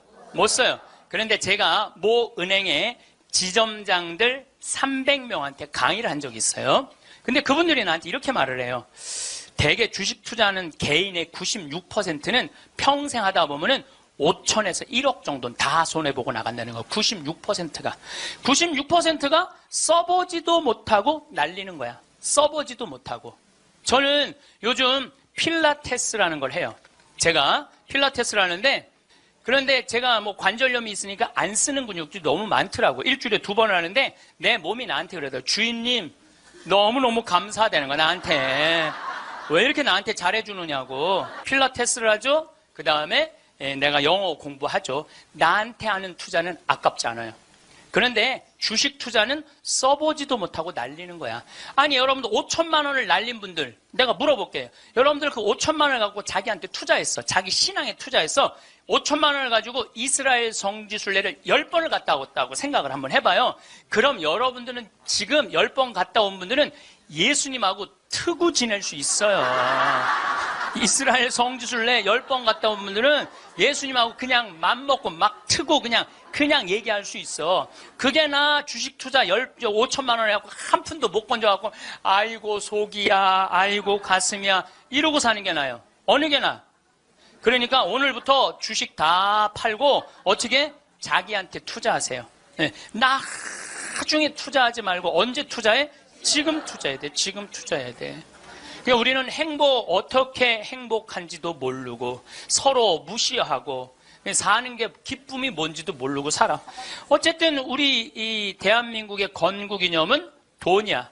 돈이기 때문에 돈을 벌어야 되는데 땅덩어리가 넓어요? 캐나다는 우리나라보다 102배가 나라가 넓어요. 102배가 나라가 넓은데 이 나라는 나무만 팔아도 100년을 먹고 산다는 거예요. 나무만 팔아도. 사우디아라비아는 석유만 팔아도 국민소득이 7만 달러야. 아무것도 안 해도. 근데 우리나라는 아무것도 없어. 땅도 안 넓고 자원도 없고. 그러니까 우리는 돈을 벌으려면 어떻게 해야 돼? 오로지 믿을 건 뭐 하나밖에 없어? 머리밖에 없어. 그러니까 우리는 돈을 벌으려면 뭐를 해야 되냐면 공부를 해야 돼. 공부. 엄마들이 이렇게 얘기를 합니다. 너 공부해서 훌륭한 사람 돼야 돼. 너 공부해서 너의 재능을 개발해야 돼. 이렇게 말하는 엄마가 없어요. 이놈 새끼야 너 커서 무시 안 당하고 돈 많이 벌려면 공부 열심히 해. 그러니까 우리는 공부를 왜 하냐면 무시 안 당하고 돈 벌으려고 공부하는 거예요. 애가 노래를 너무 잘해. 그럼 엄마가 이렇게 얘기해. 너 그렇게 맨날 배짱이처럼 노래하다가 나중에 커서 굶어 죽어 이놈 새끼야. 공부를 잘해야지. 공부를. 국영수를 잘해야 돼. 국영수. 노래는 공부가 아니야. 애가 그림을 너무 잘 그려. 너 그렇게 맨날 그림 그리다가 너 그림쟁이들이 나중에 굶어 죽어 이놈의 새끼야. 너 공부를 잘해야지. 공부. 국영수를 잘해. 국영수. 애가 공을 너무 잘 차. 너 이렇게 밤새 돌아다니면서 공 차다. 너 커서 굶어 죽어 이놈의 새끼야. 빨리 들어와서 공부를 해. 그래갖고 뭘 해야 되냐면 국영수를 해야 돼. 그래서 우리나라는요. 학교를 다니면 다닐수록 자기 재능을 죽이는 교육을 하는 거예요. 여러분들 노래 잘하고 공 잘 차고 그림 잘 그리고 뭐 물건 잘 만드는 거 제주고 공부 중에 공부예요. 근데 우리는 그걸 공부라 생각 안 해. 오로지 공부는 뭔 줄만 알아? 국영수만 공부를 알고 있어. 국영수만. 전인지 선수 알죠? 전인지 선수 골프 선수예요. 키가 175cm에 나보다 10cm가 더 커요. 나는 원래 167cm였는데 줄었어. 2cm가. 줄었어. 나보다 어쨌든 10cm가 더 커요. 지금 현실적으로는. 그런데 이 전인지 선수가 US 오픈, 일본 오픈, 한국 오픈, 또 한국에서는 5승을 했어요. 그래갖고 21살짜리가 벌은 돈이 20억이 넘어요. 한 해만. 근데 전인지 선수는 초등학교 5학년 때 우리나라 12,000명 수학 경시대에서 모여갖고 똑똑한 애들 모여갖고 수학 경시대 중에 1등한 애, 대상 받은 애, IQ가 무려 138이에요. 이 선수를 공부를 가르치고 싶지 않았어요. 골프를 가르치고 싶었어요. 그래갖고 오전 수업 끝나고 골프 연습장 보냈어요. 오전 수업 끝나고 골프 연습장 보냈어요. 교감 선생님이 난리가 났어요. 아니 이 천재를 왜 수학연재를 운동을 시키느냐. 수학을 가르쳐야지. 그랬더니 조퇴를 계속 해주는 거야. 수업을 안 해주고 오전 수업하고 골프 연습장 가면 조퇴. 오전 수업 끝나고 골프 연습장 가면 조퇴. 수업을 안 쳐줬어요. 그러니까 이 아버지가 참 대단한 아버지야. 내가 보기엔 충청도 서산에 있는 초등학교 자기 딸을 제주도 광양초등학교로 전학을 시켜버려요. 골프 가르치고 싶다고. 그래갖고 전인지 선수는 이렇게 훌륭한 선수가 됐어요. 여러분들, 전인지 선수가 지금 수학 영재로 매일 학원에 막 새벽 1시, 2시까지 공부하고, 그리고 뭐 특목고등학교 들어가고 서울대 합격했다고 칩시다. 매일 공부한 전인지 선수가 어떨까 할때 안경 이렇게 두꺼운 거 끼고, 분명히 그랬을 거예요. 안경 두꺼운 거 끼고, 허리는 약간 꾸부정해갖고, 머리도 이상하게 해갖고 이러고, 전인지 선수가 또 얼마나 예뻐요. 근데 그 미모도 다 없을 거야. 그냥 이러고 지금 서울대학 새벽 2, 3시까지 수학 문제 푸느냐고 그러고 앉아 있을 거예요. 그게 나요. 파란 잔디밭에서 드라이브 딱 치면은 뒤에서 이 관중들이 굿샷 하고 한번 US 오픈에 9억 딱 버는 게 어느 게 나요? 4일 동안 9억 버는 게. 이제는요. 공부 잘한다고 행복한 시대는 끝났어요. 자기 재능을 잘 키우는 사람이 행복한 시대가 온 거예요. 꼭 1등 한다고 행복해? 1등 한다고? 나는 고등학교 다닐 때 전교 610명 중에 597등 한 사람이야. 597등. 내 뒤에 딱 13명 있었어. 13명. 고등학교 1학년 때 정말 내 성적이에요. 그런데 작년이 내가 고등학교 졸업한 지 30년 되는 해. 작년이. 30년이 되면은 홈커밍 데이 행사를 한대요. 홈커밍 데이 행사라는 건 뭐냐면은 30년 만에 고등학교 졸업한 친구들끼리 다 모여. 호텔에서. 그래갖고 선생님 모셔다가 절도 하고 그 다음에 누가 출세했는지 누가 돈 많이 벌었는지 누가 잘 사는지 못 사는지 확인하는 행사래요. 그게 나는 작년에 처음 들었어. 그런 게 있는 줄. 왜냐하면 난 고등학교 졸업하고 동창 모임을 단 한 번도 나간 적이 없어요. 왜냐하면 길이 다른데. 기숙사 생활 저기 막 7년 하고 신학교 10년 하고 신부됐는데 친구들을 만날 일이 하나도 없었어요. 근데 내가 졸업한 고등학교는 지금 현역 국회의원이 3명 있어요. 당 대표도 하나 있어요. 우리 학교 졸업생 중에. 현역 국회의원이 3명이나 있어요. 그래서 우리 시의 시장님도 우리 학교 5년 선배야. 나하고도 아주 친해. 나하고도 아주 친해. 그러니까 명문이죠, 명문. 근데 이제 뭐 음악회도 하고 그 호텔에 모여갖고 하는데 초청 강의 시간이 있대요. 근데 동창들이 모여서 회의를 했대. 우리 학교 졸업생 중에 가장 훌륭하게 된 사람이 누구냐? 그 사람을 데려다가 강의를 듣자. 근데 나래, 나 597등. 아니 1등을 데려다가 듣지 왜 597등을 데려다 들어. 그거는 우리 학교 출신 중에는 정부에서는 현재 차관까지 올라가 있는 친구가 있대요. 차관까지. 꽤 명문 학교죠. 훌륭하게 된 사람은 나보다 훨씬 많아요. 근데 우리 친구들이 훌륭하게 된 사람을 초청한 게 아니에요. 자기가 하고 싶은 것 사는 사람을 초청한 거. 왜냐하면 난 중고등학교 때 가장 하고 싶었던 게 신부님이에요. 너무너무 신부님이 되고 싶었어요. 그래서 597등 가지고는 신학교 원서도 못 내는 거. 원서도 어디다가 원서를 내. 그래서 오로지 신학교 가고 싶은 그 욕구에 공부 열심히 했어요. 그래서 고등학교 2학년 때는 전교 25등까지 올라갔어요. 전교 25등. 이것도 진짜고 이것도 진짜예요. 네. 근데 내가 나온 고등학교는 그때만 해도 서울대 연고들 1년에 100명씩 갔어요. 1년에 100명씩. 그렇게 성적이 좋았는데도 나는 서울대 연고대 관심도 없었어요. 오로지 어디만 관심이 있었는 신학교. 내 최고의 목표는 신학교예요. 신학교 합격을 했는데 온 세상을 다 얻은 것 같았어. 온 세상을. 그리고 신학교 7년 동안 정말 행복하게 지냈어요. 아니 먹여주지, 재워주지, 얼마나. 그리고 신경 하나도 안 쓰게 여자도 못 만나게 하지. 얼마나 좋아. 얼마나 행복해요. 그래서 서품을 받았는데 보좌신부 3년을 했는데 16,000명 본당, 14,000명 본당, 5,000명 본당 보좌신부를 했어요. 근데 우리 천주교 교우들 보좌신부 바라보는 눈이 어떠냐면 하트야, 하트. 얼마나 보자 신부를 사랑해요. 그 28, 29, 30살에 그렇게 사랑받을 수 있는 젊은이가 얼마나 됐어요. 만약에 내가 장가를 갔다 하면은 그때 맨날 마누라한테 두들겨 맞으면서 마누라가 그래서 나가 죽어! 그렇게 살 거면 맨날 그런 소리 들었을 거야. 그런데 사제가 되니까 그렇게 사랑을 받고 본당부 신부 10년 동안은 교우들이 나를 떠받들고 업고 다녔어요. 정말 나는 평택 비전동, 경기도 광주 오표 능평성당 두 본당의 교우들한테 정말 감사해요. 부족한 것이 참 많은 신부임에도 불구하고 정말로 전 세계에서 대한민국 교우들처럼 신부들한테 잘하는 교우가 어디 있어요. 10년도 행복하게 지냈죠. 그리고 이제 강원도 평창에 가서 산 지 12년이 되는데 정말 요즘 같은 경우는요, 아침에 마당에 딱 쓰면 물안개 펴요. 밤낮 기온차가 있을 때 물안개가, 여러분들 물안개 피는 거 어떤 거 모르죠? 쫙 피어올라요. 그냥 눈에 보여요. 그리고 단풍이 쫙 있지. 마당에, 생태마을 마당에 딱 앉아서 강을 내려다보면 근심 걱정이 하나도, 걱정할 게 뭐 있어? 마누라가 있어, 자식이 있어, 근심 걱정이 하나도. 얼마나 행복해. 그러니까 친구들이, 동창들이 와서 나한테 와서 보는 거, 야, 너 정말로 행복해 보인다. 왜냐하면 하고 싶은 일을 하니까 행복한 거예요. 1등이 행복한 게 아니에요, 여러분들. 정말 행복한 거는요, 꼴등도 행복한 나라가 행복한 거예요. 1등이 행복한 나라는 행복한 나라가 아니에요. 평창에 와서 살면요, 갑부예요. 우리 땅 좋은 거 하나에 15만이 한 평에. 그러면 한 300평 사봐야 한 4,500만 원, 5천만 원이에요. 그리고 집 기가 막히게 잘 지으면요, 한 1억 5천이면 정말 이 서울의 어떤 집보다 멋있게 질 수 있어. 그래봤자 2억이야, 2억. 그리고 7억이 현찰로 남으면요, 평창에서 갑부로 살 수 있어요. 근데 우리는요, 1등에만 목을 매기 때문에 내려앉는 걸 할 줄 모르는 거예요. 내려앉는 걸 할 줄 모르는 거예요. 여기 있는 분들도 가만히 있어요. 난 망했어. 그리고 가만히 정신 차려보면은 그래도 건질 게 많거든.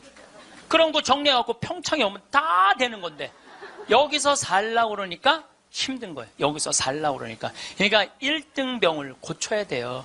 1등병을. 자기가 하고 싶은 거 하고 사는 게 제일 좋은 거예요. 우리 집에 조카가 하나 있는데 3년 전에 내가 잠비아를 데리고 갔다가 얘가 말라리아에 걸렸어요. 그래갖고 여러분 1년에 말라리아로 걸려 죽는 숫자가 얼마냐면 300만 명이에요. 300만 명. 예. 근데 처음에는 말라리아인지 독감인 줄 알고 계속 수원에 있는 병원에 있었어. 근데 보니까 이게 치료가 안 되는 거야. 점점 백혈구 수치가 올라가는 거야. 죽기 직전까지 올라간 거야.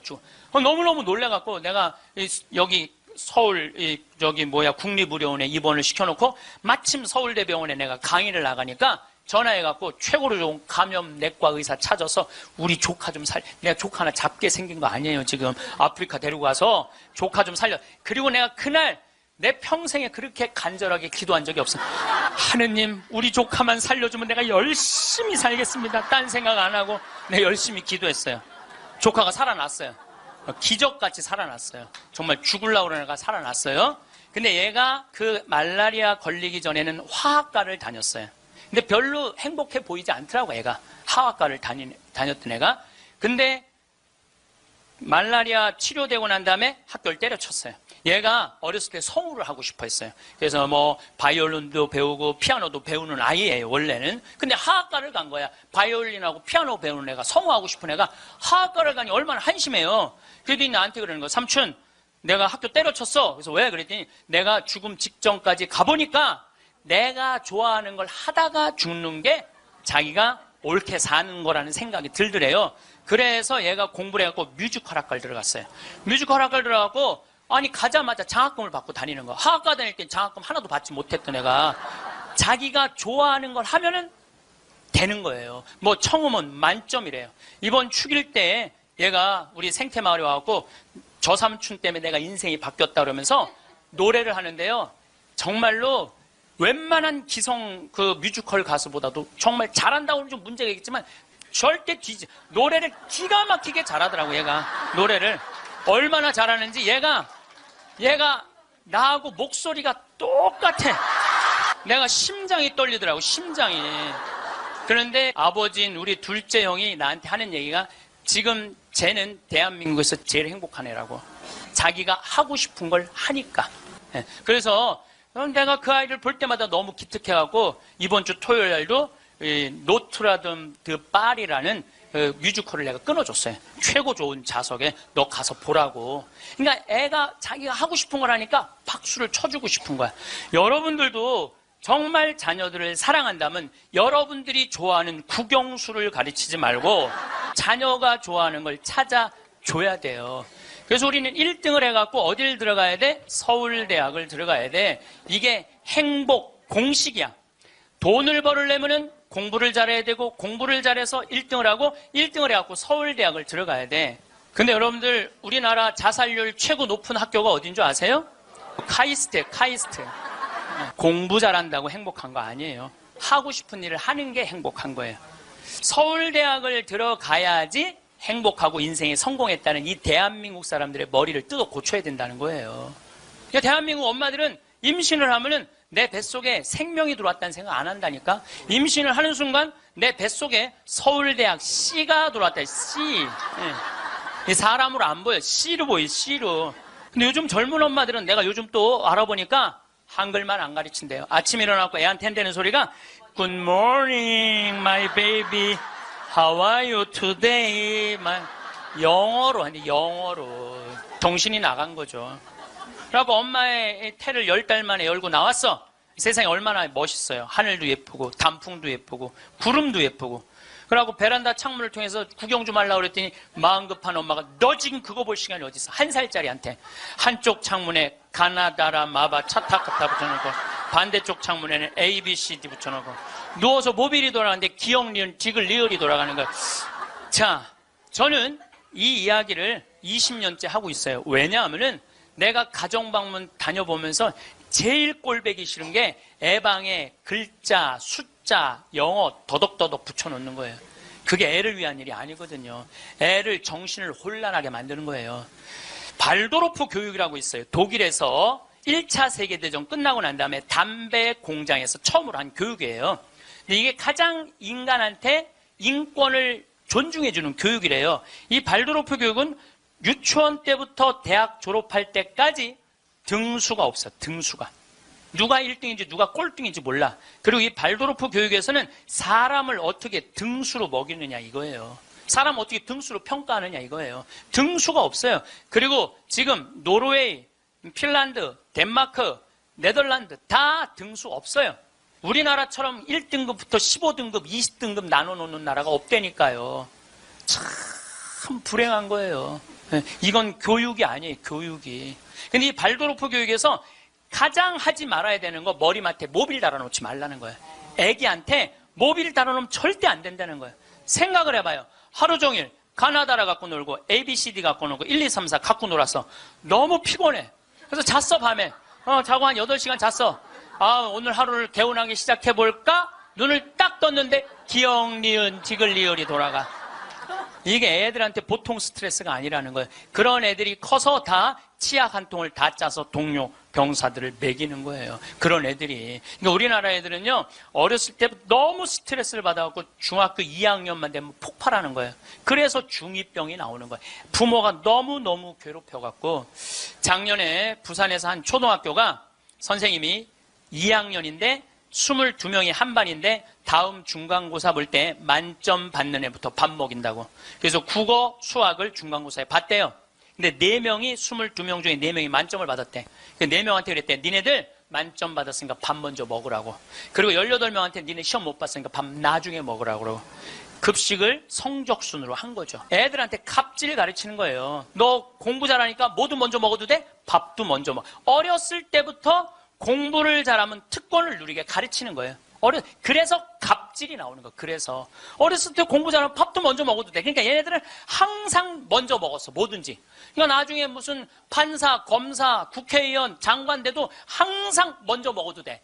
돈도 먼저 먹어. 뭐든지 먼저 먹어. 남들보다 먼저 먹어. 돈도. 근데 항상 평생을 먼저 먹어갖고 먹었는지 기억도 안 나. 기억도 안 나는 거예요. 이게 우리나라 교육에서 잘못된 거예요. 만약에 선생님이 이렇게 교육했다면 얼마나 좋을까요? 18명한테 니네들 시험 못 봤으니까 먼저 밥 먹고 기운 내서 공부 열심히 해. 그리고 4명한테 니네들 양보하면 쟤네들한테 좋을 것 같아. 이랬다면 이 교실 안이 훨씬 화기애애했을 거예요. 만점 맞는 애 먼저 먹으라고 18명 나중에 먹는 애들 시험도 못 봤는데 밥도 나중에 먹으래. 기분 좋을 것 같아요, 나쁠 것 같아요? 기분 나쁘죠. 학교 다니면서 기분 나쁜 거죠. 근데 얘네들은 또 집에서는 독상을 차지할 수 있어. 집에서만은. 그래갖고 집에서 엄마한테 성적 주고 행복하게 밥을 먼저 먹었어, 집에서는. 근데 문제는 엄마예요. 행복하게 밥 먹는 애 한번 쳐다보고 성적표 한번 쳐다보고, 행복하게 밥 먹는 애 한번 쳐다보고 성적표 쳐다보다가 해서는 안 될 말을 해요. 야, 이놈의 새끼야, 이 성적 받고 밥이 목구멍으로 넘어가냐. 그럼 얘는 할 수 있는 건 딱 하나밖에 없어요. 탈선밖에 할 수 있는 게 없어요. 탈선. 제가 몇 년 전에 우리나라 최고 좋은 특목고등학교 합격한 여학생이 저를 찾아왔어요. 우울증에 걸려갖고. 얘는 우울증에 걸리니까 머리를 안 깎았어요. 허리까지 머리가 나왔어. 근데 얘는 나하고 1시간 동안 면담하는 동안 단 한순간도 고개를 들지 않았어요. 그러니까 팍 고개를 숙이니까 그 긴 머리가, 나는 걔 얼굴을 1시간 동안 못 봤어요. 까만 머리만 봤어. 까만 머리만. 근데 얘가 하는 말이 이런 말이에요. 자기는 초등학교 4학년 때까지 너무 행복했대요. 공부도 잘하고 시골에서. 근데 선생님이 엄마를 부르더니 얘는 여기다 놓기 너무 아까운 애라고. 공부를 너무너무 잘하니까 평촌으로 보내라고, 학원만은. 그래서 평촌으로 엄마가 전학을 보냈대요. 근데 여러분들 이거 생각해야 돼요. 아이는 전학을 한번 가면은 엄마 뱃속에서 새로 태어난 것 같이 새로운 환경에 놓인대요. 친구 새로 만나야지, 선생님 새로 만나야지, 가는 길 다르지. 그만큼 힘든 거야, 전학을 한번 가면은. 근데 가자마자 전교 1등을 했대요. 그러니까 바로 왕따를 당했대요. 바로 왕따를 당했대요. 그냥 사는 게 너무너무 학교 다니는 게 지겨웠대요. 근데 오로지 공부 잘하니까. 근데 거기서 너무너무 공부를 잘하니까 선생님이 엄마를 부르더니 얘는 평촌에 놓기 너무 아깝다고 일산으로 보내라고. 일산으로 갔대요. 중학교 올라가고 일산에서도 공부를 너무 잘한 거야. 그랬더니 선생님이 엄마를 부르더니 얘는 여기다 놓기 너무 아깝다고 강남으로 보내라고. 강남으로 간 거예요. 그래서 우리나라 최고 좋은 특목고등학교 합격을 했어요, 이 아이가. 합격을 했는데 우리는 특목고등학교 3월 달에 들어가는 게 아니고, 우리 일반 고등학교는 3월에 가잖아요. 특목고등학교 1월 달에 기숙사에 들어간대요. 그래서 1월, 2월 2달 만에 고등학교 2학년 과정을 다 마친대요. 워낙 똑똑한 애들이니까. 그러니까 걔네들이 다 예일대, 하버드대, 서울대 2학년 때 다 가는 거예요. 3학년 때까지 안 가. 2학년 때 다 가는 거야. 선행학습 하니까. 근데 첫날 공부를 하고 저녁에 양치를 하려고 그랬는데 치약을 안 갖고 왔더래. 그래갖고 한 방이 6명이 있었는데 5명한테 치약을 빌려달라고 그랬더니 치약을 빌려주는 애가 한 명도 없더래요. 안 빌려주더래. 왜 안 빌려줘요? 만약에 내가 치약을 빌려줘갖고 얘가 양치를 잘해갖고 다음날 건강하게 일어나고 공부를 열심히 하면 되겠어요, 안 되겠어요? 내 경쟁자가. 얘네들은 경쟁자로 보이는 거예요. 친구로, 동료로 안 보이는 거예요. 그래갖고 뭐를 해야 돼? 1등을 해야 돼. 그래갖고 뭘 해야 돼? 출세를 해야 돼. 협동, 이해, 양보, 배려, 이런 거 안 배워요. 이런 거 안 배워요. 경쟁, 1등, 출세, 돈, 이걸 배우는 거예요. 얘가 생각을 해보니까 그때 우울증이 온 거예요. 이게 뭐냐. 근데 걔가 나한테 정말로 울부짖으면서 한 얘기가 있어요. 신부님, 나는 내 인생을 돌아봐서 16년 동안 즐거웠던 추억이 하나도 없어요. 공부한 거 외에는 생각나는 게 하나도 없다는 거예요. 토요일 날 일요일 학원만 다녔지 어디 놀러 가봤던 적도 없다는 거예요. 그러니까 추억이 하나도 없는 애들이 특목고 가는 거예요. 그리고 그중에 진짜 4당 오락 4시간 자면은 합격, 5시간 자면은 떨어져. 그러니까 4시간밖에 안 자고 공부만 하는 애들이 서울대학 가는 거예요. 그중에 정말 도서관에서 머리통이 터져라 공부하는 애들이 사법고시, 행정고시 보는 거예요. 그리고 그중에 진짜 똑똑하고 출세 욕구 있는 애들이 국회의원이 돼갖고 지금 대한민국을 통치하고 있는 거예요. 대한민국 모든 사람들이 만들어낸 거예요. 대한민국 국회는 대한민국 교육의 결정체예요. 만약에 대한민국 교육이 협동하고 이해하고 양보하고 배려하는 걸로 가르쳤다면 우리나라 국회의원들 항상 서로 여야가 합의 보고 협동하고 양보하고 그렇게 나갔을 거야. 근데 초등학교 때부터 그렇게 배운 적이 없어. 경쟁하고 1등하고 출세하고 자기 잘난 것만 배웠어. 핀란드 유치원하고 우리나라 유치원하고 자전거를 한 대 갖다 놓고 어린이집 놀이터에 이 자전거를 갖고 정말로 얘네들이 잘 노나 실험을 했어요. 근데 핀란드에는 20명이 있는데 한 명이 막 타고 노는데 다른 애가 아무도 안 건드려.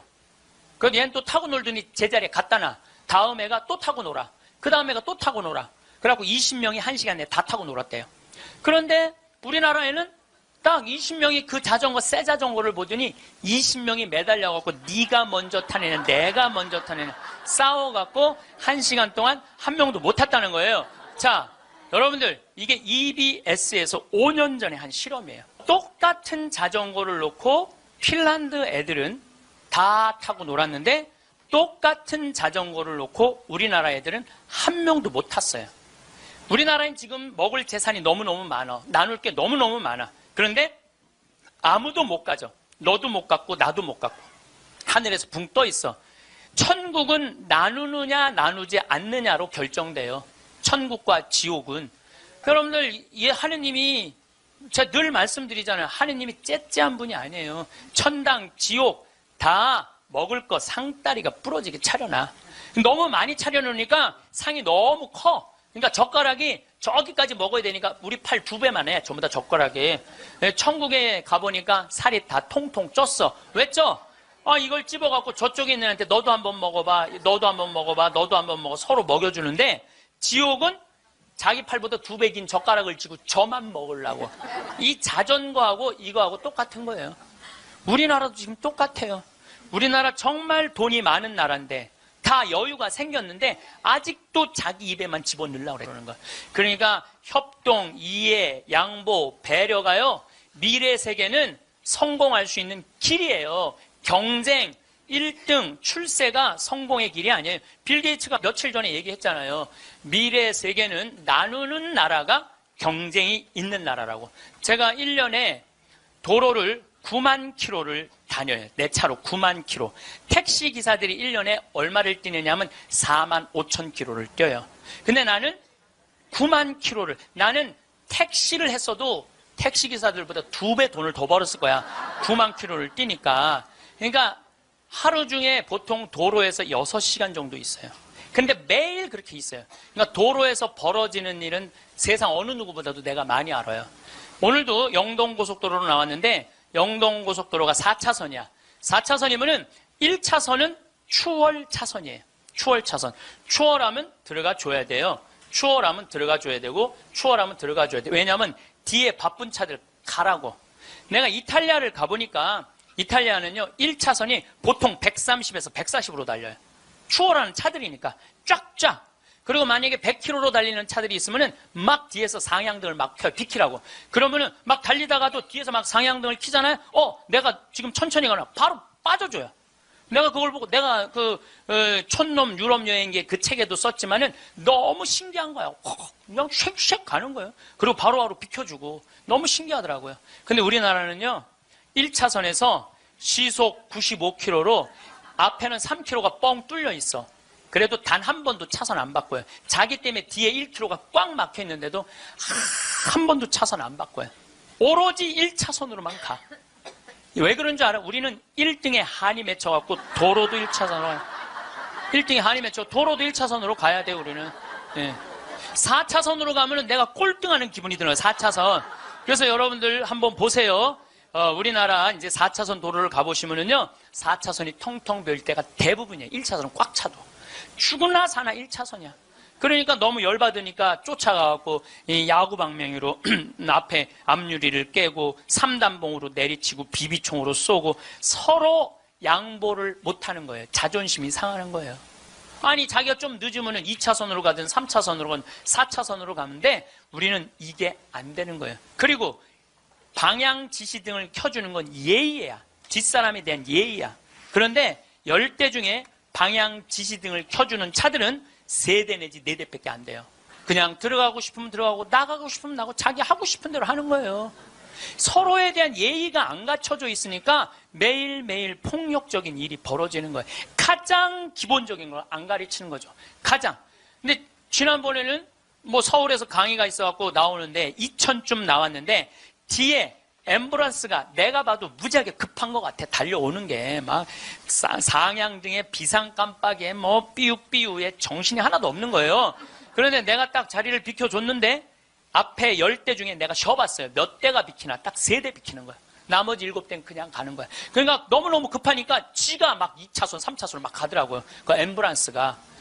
그만큼 남에 대한 배려가 없는 거예요. 미국이나 캐나다는요, 앰뷸런스나 경찰차가, 소방관차가 딱 하잖아요. 모든 차는 양쪽 쫙 갈라져요. 그리고 아예 서버려. 그 차 가라고. 그게 기본적인 배려예요, 배려. 근데 우리는 왜 안 비키냐 그랬더니 그런 심리가 있대요. 저 안에 아무도 없을 거야. 지가 바빠서 저거 키고 가는 걸 거야. 이런 심리가 있대요. 얼마나 우리가 지금 기본이 안 돼 있는 이게 지금 우리의 문화 안에 있는지 몰라요. 지난 1월 달에 제가 괌에 강의를 갔어요. 괌에 강의를 갔는데 저녁에 나하고 같이 간 신부님이 시내 구경 나가자고 그래서 나갔어요. 근데 건널목을 건너려고 그랬는데 두 걸음을 걷는데 빨간불이 딱 켜졌어. 어떻게 뒤로 딱 물러났죠. 뒤로 물러났더니 그 앞에 있는 차가 나보고 웃으면서 가라는 거예요. 네가 가던 길이니까 가라는 거예요. 뒷차들이 쫙 서 있는데 나는 빨간불이고 자기는 파란불인데 나보고 가라는 거야. 항상 선진국에 가보면은요, 누가 우선이냐면 사람이 우선이에요. 사람이 건너겠다면 차는 자기가 파란불이라도 서요. 그리고 신호 없는 데는 당연히 자기가 알아서 서요. 또 내가 또 보고 배운 게 많으니까 난 기사가 있으니까 보통 70 먹은 아줌마가 길을 건너려고 그러면 뒤로 돌아다 보잖아. 2차선에서 2개 차선 여기만 이면 도로 주택가에. 그럼 내가 그래요. 저분 길 건너려고 그런다. 서라. 1년 동안 그냥 가는 거예요. 핸대는 소리가 차 조심해야지 왜 내가 조심하느냐고. 그러니까 사람이 차 조심을 해야 돼. 차가 사람을 조심해야 되는데 우리는 사람이 차를 조심해야 돼. 하도 내가 잔소리하니까 요즘은 서요. 딱 우리가 서갖고 웃으면서 가라고. 그럼 70 먹은 아줌마가 느닷없이 우리가 쓰잖아요. 웃으면서 가라고 그러잖아요. 그럼 70 먹은 아줌마가 우리 차를 보고 표정이 이런 표정이야. 진짜 가도 돼? 이런 표정이야. 진짜 가도 돼? 이런 표정. 그래서 우리가 웃으면서 진짜 가도 돼요? 예. 그럼 그때서 웃으면서 건너가요. 그러니까 자기를 위해서 차가 서준다는 건 상상을 못하는 거죠. 자기를 위해서 차가 서준다는 거는. 제가 지난번에 원주 국토관리청에서 강의가 있었어요. 가깝잖아요. 내가 운전하고 나갔어요. 운전하고 나갔는데 치악체육관에서 강의 끝나고 돌아오는데 치악체육관에서 가는데 도로 한가운데 젊은이가 라켓 2개를 뒤에다가 메고 가운데 갇힌 거야. 걔네들이 갇혀있는데 차들이 싱싱 달리더라고. 건널목 한가운데 갇혀있는데. 그래서 내가 차를 딱 세웠어요. 내가 쓰니까 뒷차들도 다 섰죠. 한 개 차선이니까 다 서갖고 내가 쓰면서 웃으면서 건너가라고. 그랬더니 젊은이 둘이서 날 보고 하는 표정이 진짜 가도 돼? 이런 표정이. 진짜 가도 돼? 그래서 내가 진짜 가도 돼. 그랬더니 얘네들이 이 산더미만한 애들이 딱 건너가다가 갑자기 내 차로 몸을 돌리더니 90도 인사를 하고 가는 거예요. 걔네들 기분 좋게 건너가고 나 기분 좋은데 걸리는 시간이 3초밖에 안 걸렸어요. 3초. 근데 우리는 그 3초를 내놓지 못하는 거예요. 사람을 무시하는 거죠. 사람을 존중해 주는 게 아니라 사람을 무시하는 거예요. 제가 영어학원 다닌다고 이제 영어학원을 다니는데 이제 지하에다 주차를 해놓고 이제 올라와요. 주차 1층에서 이제 내려야 돼요, 저는. 근데 이제 3층, 4층에 중학교 애들 영어 이제 학원이 있어요. 그 딱 내리면은 1층에서 내리려면 애들이 한 20명 서 있어, 바깥에. 엘리베이터 안에 사람이 꽉 차 있어. 근데 내리는데도 걔네들 밀고 들어와요. 학원은 다녀서 뭐해? 가장 기본적인 게 아무리 국영수를 잘하면 뭐해? 가장 기본적인 질서를 안 지키는데 지금 여러분들 자녀들한테 백날 공부 가르쳐봐요. 남을 양보하고 배려하고 남에 대한 어떤 협동이라든지 이런 게 안 가르쳐주면 안 지켜주면 공부해나 마나예요. 지금 대한민국은요 밑빠진 독에 물 붓고 앉아 있는 거예요. 이건 교육이 아니에요. 진정한 교육은 뭐냐면 사람을 존중해 주는 거예요. 자유를 존중해 주는 거예요. 선택권을 주는 거예요. 국정교과서로서 선택권을 뺏는 게 아니고 그게 교육이고 그게 자유고 그게 민주주의예요. 그게 예수님이 원하는 거예요. 어느 누구도 무시하지 말라는 거. 이게 예수님이 원하는 거예요. 여러분들도 우리 삶 안에서 내가 얼마나 사람을 존중하고 사람을 배려하나 좀 생각을 해봐야 될 것 같아. 근데 이게 하루아침에 생긴 게 아니야. 하루아침에 사람을 무시하는 게 생긴 게 아니라니까. 조선 500년 내내 사람을 무시하는 문화가 배 있어요. 누가 조선이 선비의 나라라고 그래. 선비는 10%밖에 안 됐어요. 90%는 평민이고 노비야. 90%는 온데간데 없고 조선이 선비의 나라라고. 그 10%만 위한 나라야. 부자만을 위한 나라일 수가 있다는 거죠. 조선 500년에 대한 이야기는 다음 시간에 이야기하도록 하겠습니다. 네, 감사합니다. 황창현 신부님의 강의가 어떠셨나요? 세상에서 가장 허망한 약속은 나중에 뭘 하겠다고 마음만 먹는 것이라고 합니다. 여행은 가슴이 떨릴 때 가야지. 다리가 떨릴 때 가면 안 된다는 말은 참 명언 중에 명언인 것 같습니다. 여러분들은 현재 하고 싶은 일을 하면서 내가 원하는 삶을 살고 계신가요? 자녀 교육도 시켜야 하고 결혼도 시켜야 하고 부모님도 챙겨야 하고 돈도 벌어야 돼서 하고 싶은 걸 계속 미루며 살고 계시진 않으신가요? 그동안 여행 한번 못 가보고 재미없게 보내셨다면 끝나지 않을 숙제 같은 인생에서 벗어나 이제는 나를 위한 시간을 보내보세요. 세상에서 제일 소중한 금은 지금이라고 합니다. 황금도 아니고 소금도 아니고 바로 지금이지요. 나중에 해야지. 기회가 되면 해야지. 조금 있다가 해야지. 언젠가는 하겠지. 그런 날이 오겠지라고 생각만 하는 사람은 바보 중에 상바보라고 합니다. 나이가 들면 누가 나를 행복하게 해주기를 바라는 거지근성을 버리라고 합니다. 먹고 싶은 거 있으면 내 돈으로 내가 사 먹고 행복하고 싶으면 내가 행복하면 될 일입니다. 나이 들어서 행복이 뭔지도 모르고 살아간다면 그것만큼 불행한 것은 없을 것입니다. 지혜로운 노후, 행복한 인생을 보내기 위해 어떻게 살아야 할 것인지 생각해 보셨으면 좋겠습니다. 여러분, 오늘부터는 꼭 더 많이 행복하세요. 건강하고 외롭지 않고 부족함 없는 노년이 되시길 바랍니다. 이상으로 책틀맨이었습니다. 지혜를 쌓는 당신의 오늘이 아름답습니다. 더 좋은 영상으로 찾아뵙겠습니다.